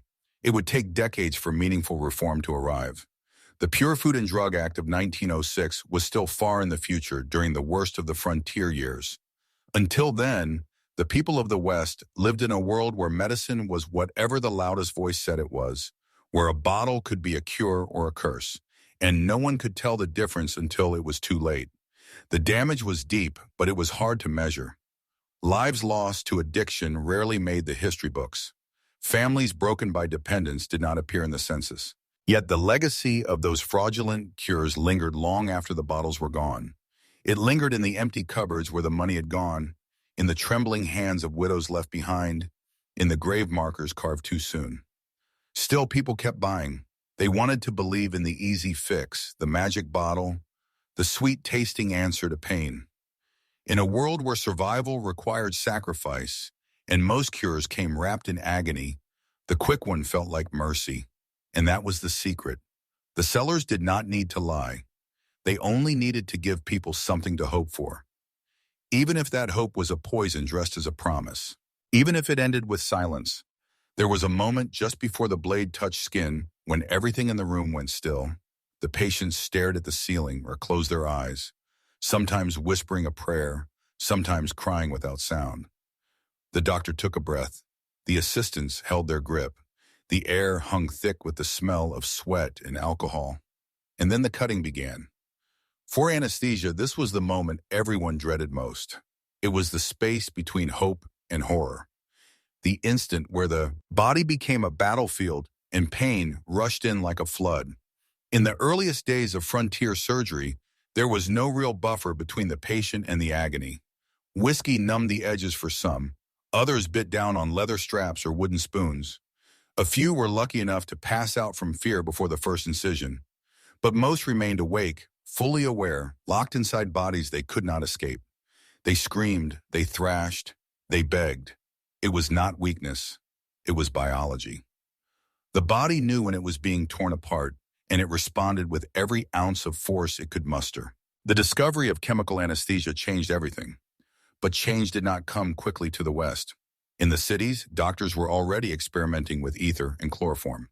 They were learning how to dose a patient, how to watch the rise and fall of the chest, how to calculate just enough to send them under without sending them away for good. But the frontier lagged behind. Anesthesia required access, precision, and knowledge. All things in short supply where the roads were made of dirt and the nearest doctor might be days away. Still, it came bit by bit, bottle by bottle. It arrived in the saddlebags of ambitious surgeons or the trunks of traveling pharmacists. At first, it was treated like another miracle cure, a mysterious substance that could render a man unconscious in seconds. The early trials were uneven. A few drops, too few, and the patient would wake mid-procedure, screaming and clawing at the table. A few drops too many, and the chest would still, the lips would turn blue, and nothing could be done. There were no monitors, no guidelines, no second chances. Anesthesia was a risk taken in faith, and the faith did not always hold. Ether was more common in the early years. It had a pungent smell that clung to everything it touched. Doctors would soak a cloth, press it over the patient's face, and wait. Sometimes the patient panicked, trying to pull the cloth away. Sometimes they vomited, choking on their own fear. But when it worked with shocking efficiency. A body that would have trembled and screamed now lay limp. The surgeon could cut, sew, explore. For the first time, it was possible to take time with a procedure, to do more than rush through it. It was possible to think. Chloroform followed. A quieter agent, more potent in smaller doses. It came with its own dangers. It was harder to control, easier to overdose. There were cases where it stopped the heart within seconds. Young women seemed particularly vulnerable, collapsing into unconsciousness from the first breath and never rising again.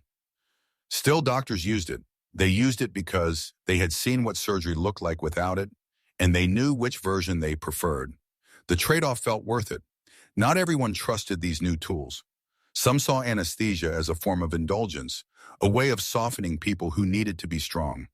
There were surgeons who still believed that pain had value, that it helped the body fight, that it kept the soul engaged. Others distrusted the science. They had seen too many patients die after the cloth was pressed to their face. Better, they said, to hear a man scream and know he was alive than to silence him and risk losing him in silence. It was a brutal logic, but not entirely unfounded. The margin between sleep and death was razor thin. Then there were those who feared the spiritual consequences. Some believed that unconsciousness opened the soul to corruption, that a person who went under might return different, possessed, broken. These ideas had roots in religion, in folklore, in the unexplainable things that happened in candle-lit rooms where men woke screaming after long silent surgeries. Anesthesia was treated with a kind of reverence and fear, a substance as dangerous as the diseases it was meant to ease. Despite the fear, its use grew. Word spread. Doctors who had once dismissed it now asked for demonstrations. Midwives experimented with small doses during complicated births. Dentists began using it to extract teeth without tears. Families whispered about it with cautious hope. The first time someone saw their father go to sleep beneath a cloth and wake without pain, it felt like magic. And in a world where so much of healing was guesswork and grit, magic had its place. The presence of anesthesia changed surgery. It allowed doctors to attempt things that would have been impossible otherwise. Tumors were removed. Bones were set with precision instead of force. Internal injuries could be explored instead of ignored. It created the illusion of control even when outcomes remained uncertain. And as doctors learned to use it, they also learned to watch for signs. The flicker of the eyelids, the color of the lips, the rhythm of the breath. They began to understand the body not as something to be endured, but as something to be studied and protected. Still, the dangers never fully vanished. Supplies were inconsistent. Some bottles were diluted, others had been exposed to heat or air and lost their potency. In remote areas, doctors reused the same cloth again and again, unaware of the infections they were spreading. And always there was the question of dosage. Each patient responded differently. Each moment carried its own risks. There were no formulas carved in stone, only instincts shaped by trial and error. But for all its flaws, anesthesia was a turning point. It marked the beginning of a new kind of medicine on the frontier, one that dared to imagine a world where pain could be eased and suffering minimized. It did not erase the brutality of surgery, but it softened its edge. It gave doctors a tool that offered time, and in that time they began to learn more. They stitched cleaner lines, they closed wounds with care. They stopped reaching for the saw the moment something looked wrong. They paused, and in that pause, something revolutionary began to grow. The frontier was still wild, still cruel, still soaked in dust and blood, but the cloth soaked in ether, pressed gently over a patient's face, was a sign that the tide was turning, that maybe medicine did not have to be a choice between agony and death, that maybe, just maybe, there was a third way, a quieter one, a way worth fighting for. The dead did not rest easily in the 19th century. Beneath the soil of newly dug graves, in the quiet corners of cemeteries, guarded by crooked fences and fading crosses, bodies were pulled from the earth under cover of night. They were not taken by enemies or wild animals. They were taken by students, by doctors, by young men with muddy boots and shaking hands, tasked with a job they despised but accepted all the same. To learn how to save the living, they needed to study the dead. And out west, where formal medical schools were scarce and human cadavers even scarcer, the only way to learn was to steal what no one would give. The study of human anatomy had always lived in a gray space balanced between science and something darker. Dissection was necessary. The body had to be opened, explored, measured, sketched. But laws surrounding cadaver use were uneven and unclear. In some states, only executed criminals could be dissected, their punishment extending beyond the gallows into the sterile rooms of teaching hospitals. In others, the law made no provision at all. And where the law was silent, demand rose like a fever. Medical schools in the East had already begun to establish networks of body suppliers, men who dug in cemeteries and delivered the dead to anatomy professors for a price. These suppliers were often poor, sometimes criminals, always quiet. They operated in shadows, removing fresh bodies before morning, selling them by weight or condition. In the frontier towns, where medical training was more improvisational and bodies were buried in simple pine boxes under thin layers of earth, the temptation was even greater. There were fewer eyes, fewer questions, and a growing hunger for knowledge. Young doctors, often apprenticing under more experienced physicians, knew they had to learn the body by seeing it firsthand.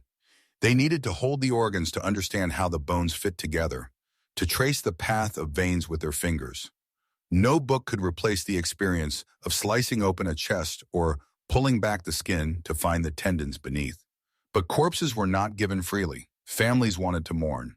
Communities saw the dead as sacred. Grave robbing was seen as the ultimate violation.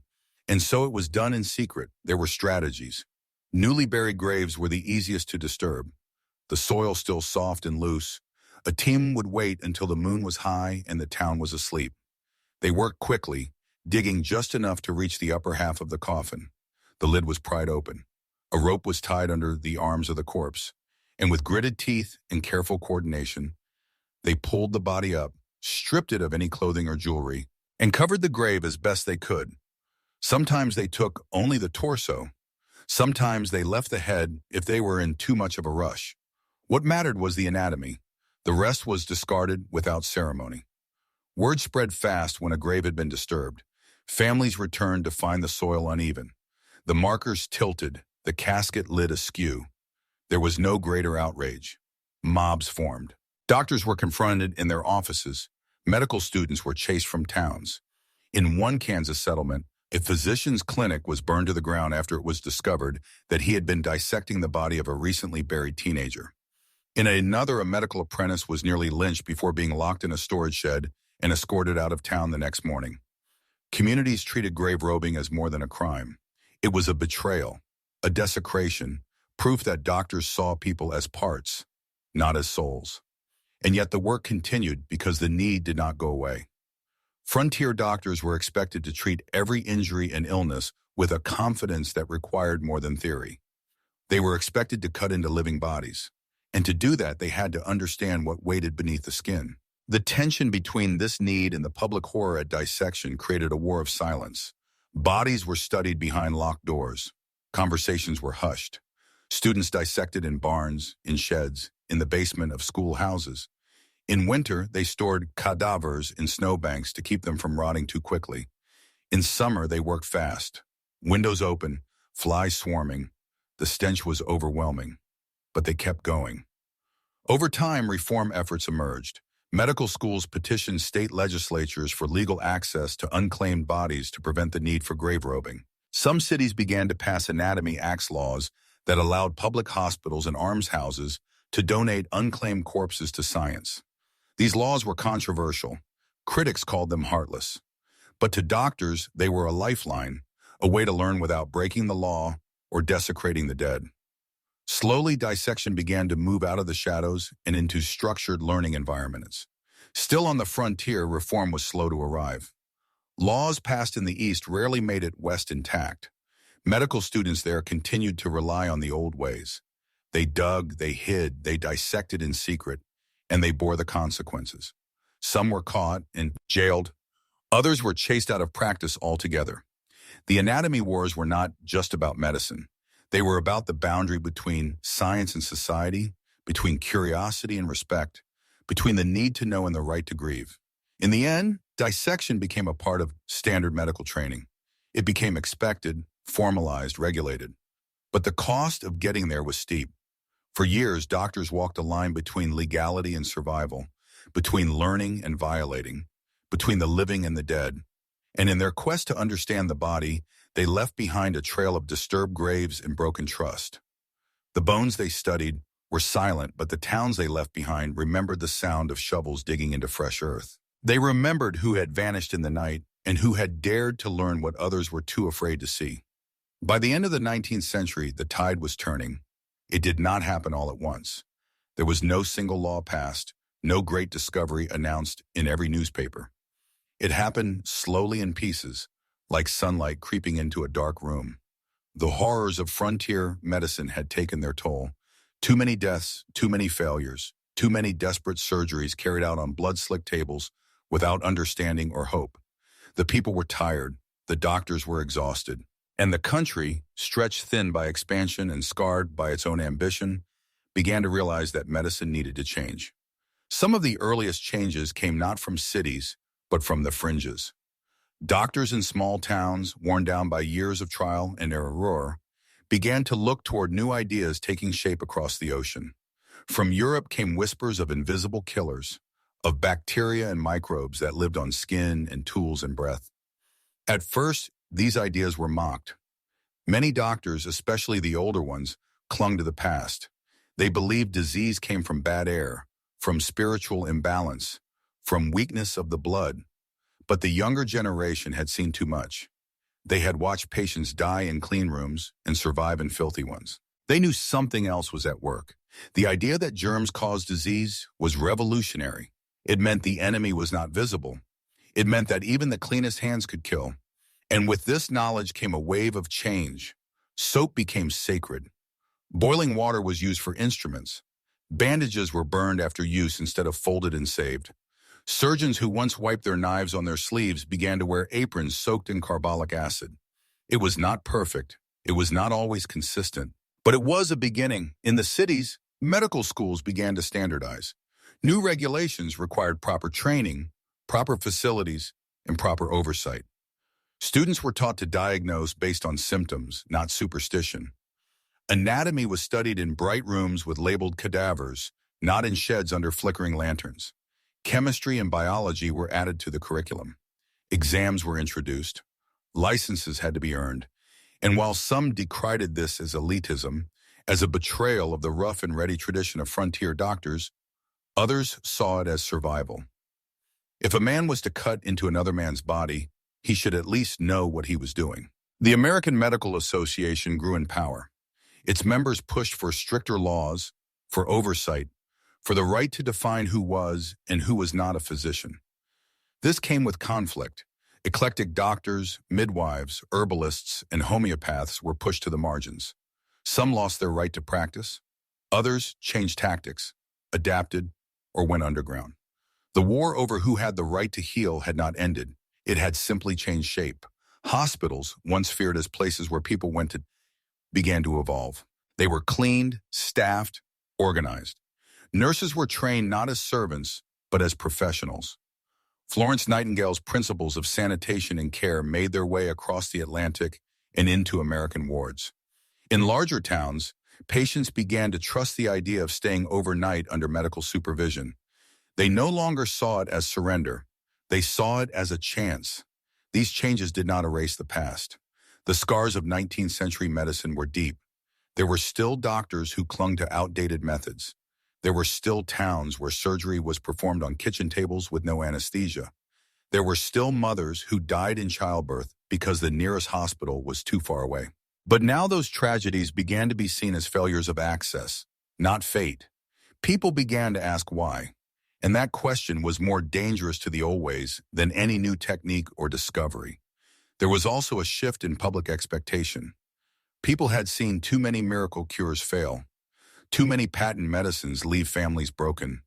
They began to demand truth. Labels had to show ingredients. Advertisements were challenged.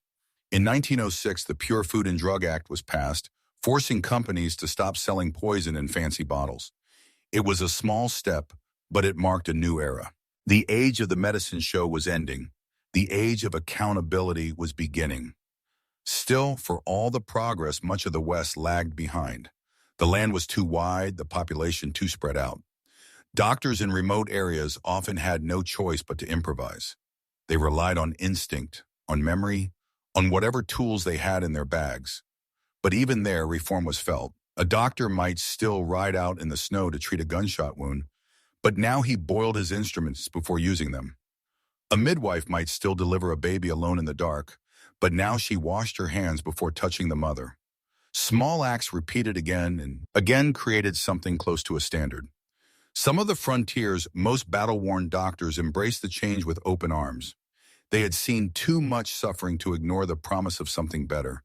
They read the journals. They wrote letters to the new schools. They tried to bridge the gap between tradition and science. Others retired quietly, unwilling to bend. Their time was ending. The world was moving on. Medicine would never be perfect. It would always be haunted by the mistakes of the past and limited by the knowledge of the present. But by the close of the 19th century, it had taken a hard, necessary turn. The days of dirty tools and guesswork were giving way to something cleaner, sharper, more disciplined. The reckoning had come, not with punishment, but with reflection. And the doctors who survived it carried forward a legacy of hard lessons of pain transformed into progress. It would take decades more for true equity to reach all corners of the country. But the path had been carved. The reckoning had arrived not in anger, but in understanding. Reform was not an apology. It was a promise that the suffering had not been in vain. That the next time someone knocked on a door in the middle of the night, gasping and afraid, the hands that answered would be steadier, smarter, and just a little more prepared. By the time the 20th century stood on the horizon, the West had changed. The dust still clung to the boots of doctors who rode for miles to reach patients, and the scent of sweat and wood smoke still curled through the doorways of homesteads where babies were born and fevers broke. But something else lingered now. Something quieter, harder to name. It was not pride exactly. It was not relief. It was a kind of hard-won clarity. After decades of pain, fear, and guesswork, the people who had lived through the darkest corners of frontier medicine understood the cost of survival. They had paid it in blood, and they were ready to expect more. The horrors had been real. No one who had seen a limb amputated without anesthesia, who had buried a child after a dose of poison syrup, or who had watched a loved one bleed out under the unsteady hands of an untrained doctor, would ever forget what had come before. These were not abstract memories. They were carved into the minds of entire generations. They were spoken of at dinner tables and whispered during childbirth. They were the reason some people flinched at the sight of a bottle or a blade or a doctor's coat.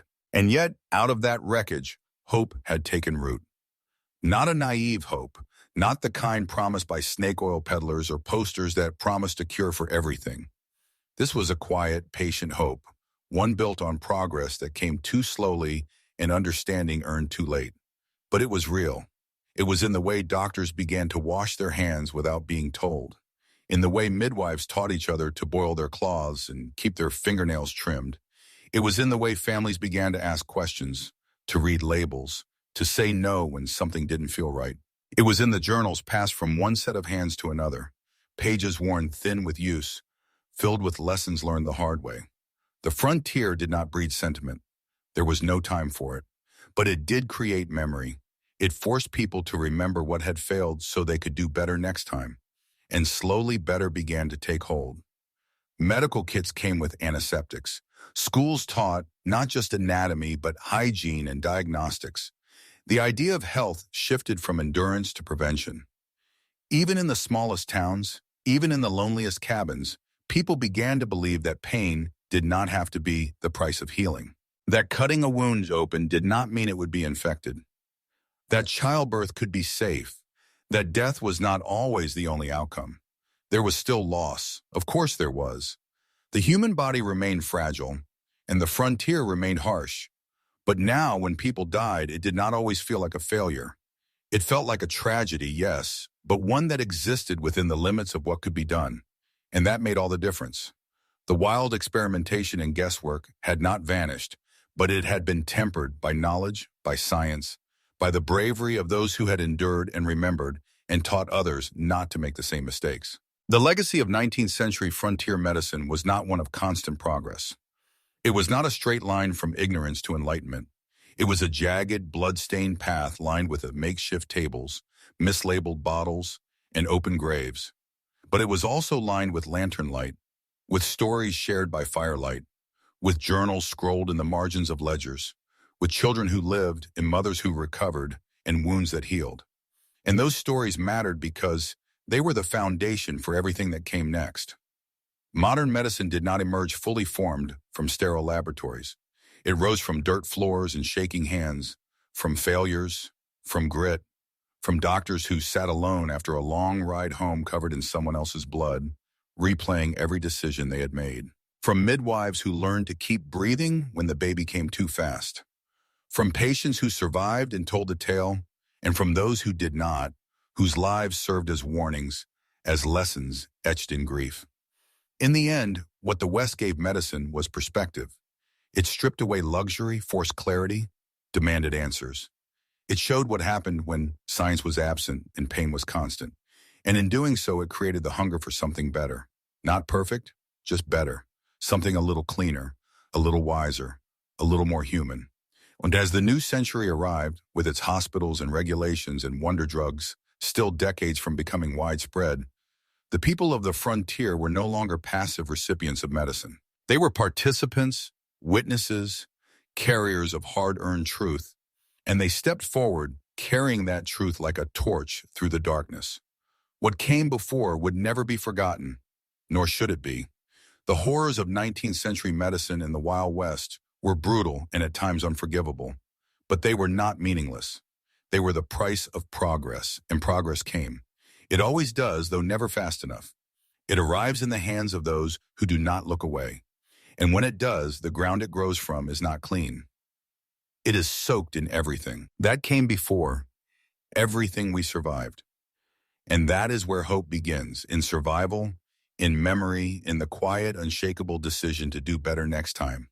Good night. Back to top AI features. Feedback. Transform your transcript with AI-powered insights. Output language. AI responses will be in this language: English, Spanish, Espanol, French, Francais, German, Deutsch, Italian, Italiano, Portuguese, Portuguese, Dutch, Netherlands, Russian, Ruski, Japanese, Ribenyugo, Korean, Hangugeo, Chinese, Zhongwen, all Arabic, Al-Arabia, Hindi, Hindi, Polish, Polski, Swedish, Svenska, Norwegian, Norsk, Danish, Dansk, Finnish, Suomi, Czech, Cestina, Hungarian, Magyar, Greek, Ellinica, Hebrew, Brit, Turkish, Turkcey, Vietnamese, Tieng Viet, Thai, Athi, Indonesian, Bahasa Indonesia, Malay, Bahasa Melayu, Ukrainian, Ukrainska, Romanian, Romana, Bulgarian, Bulgarski, Croatian, Hrvatski, Serbian, Srpski, Slovak, Slovenčina, Lithuanian, Lietuviu, Latvian, Latvieshu, Estonian, Esti. Most used your top 5 features based on usage. No favorites yet. Start using features and your top 5 will appear here automatically.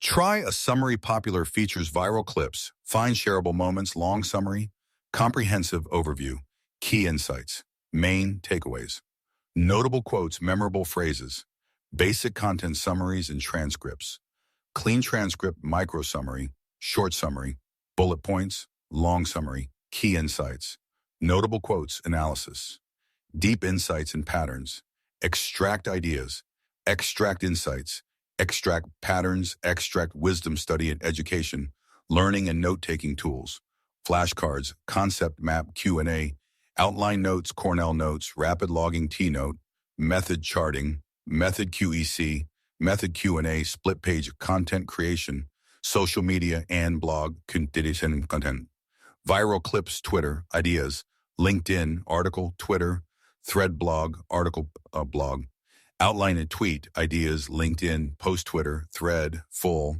specialized advanced analysis tools, speaker, IDAI, checker predictions, references, may I in, idea, proper notes, generated content, AI-powered outputs from your transcript, clear button. I'll click any AI tool above to generate content here.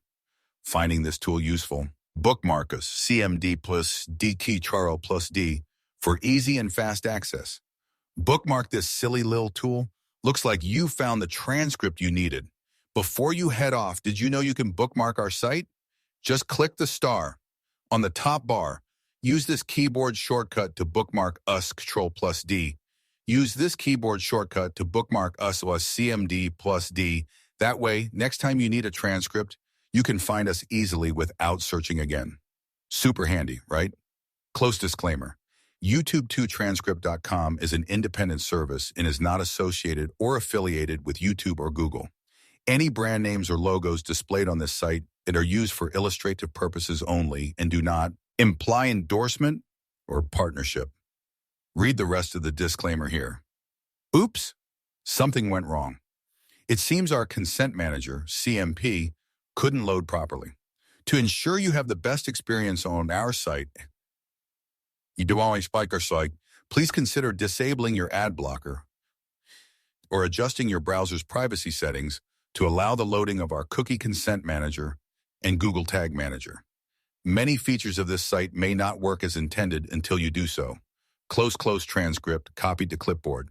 We designed Recapio to be the best way to consume YouTube videos. Create instant AI summaries for any YouTube video. Generate key takeaways, chapters, and shareable notes. Dive deeper with Q&A after you get the summary. Try Recapio free. Close. Summarize on Recapio free. Oops, you found a cool feature. You stumbled on a feature that needs you to be logged in. Don't worry, it's super quick and easy. Log in or sign up with Google or Sign in, create account.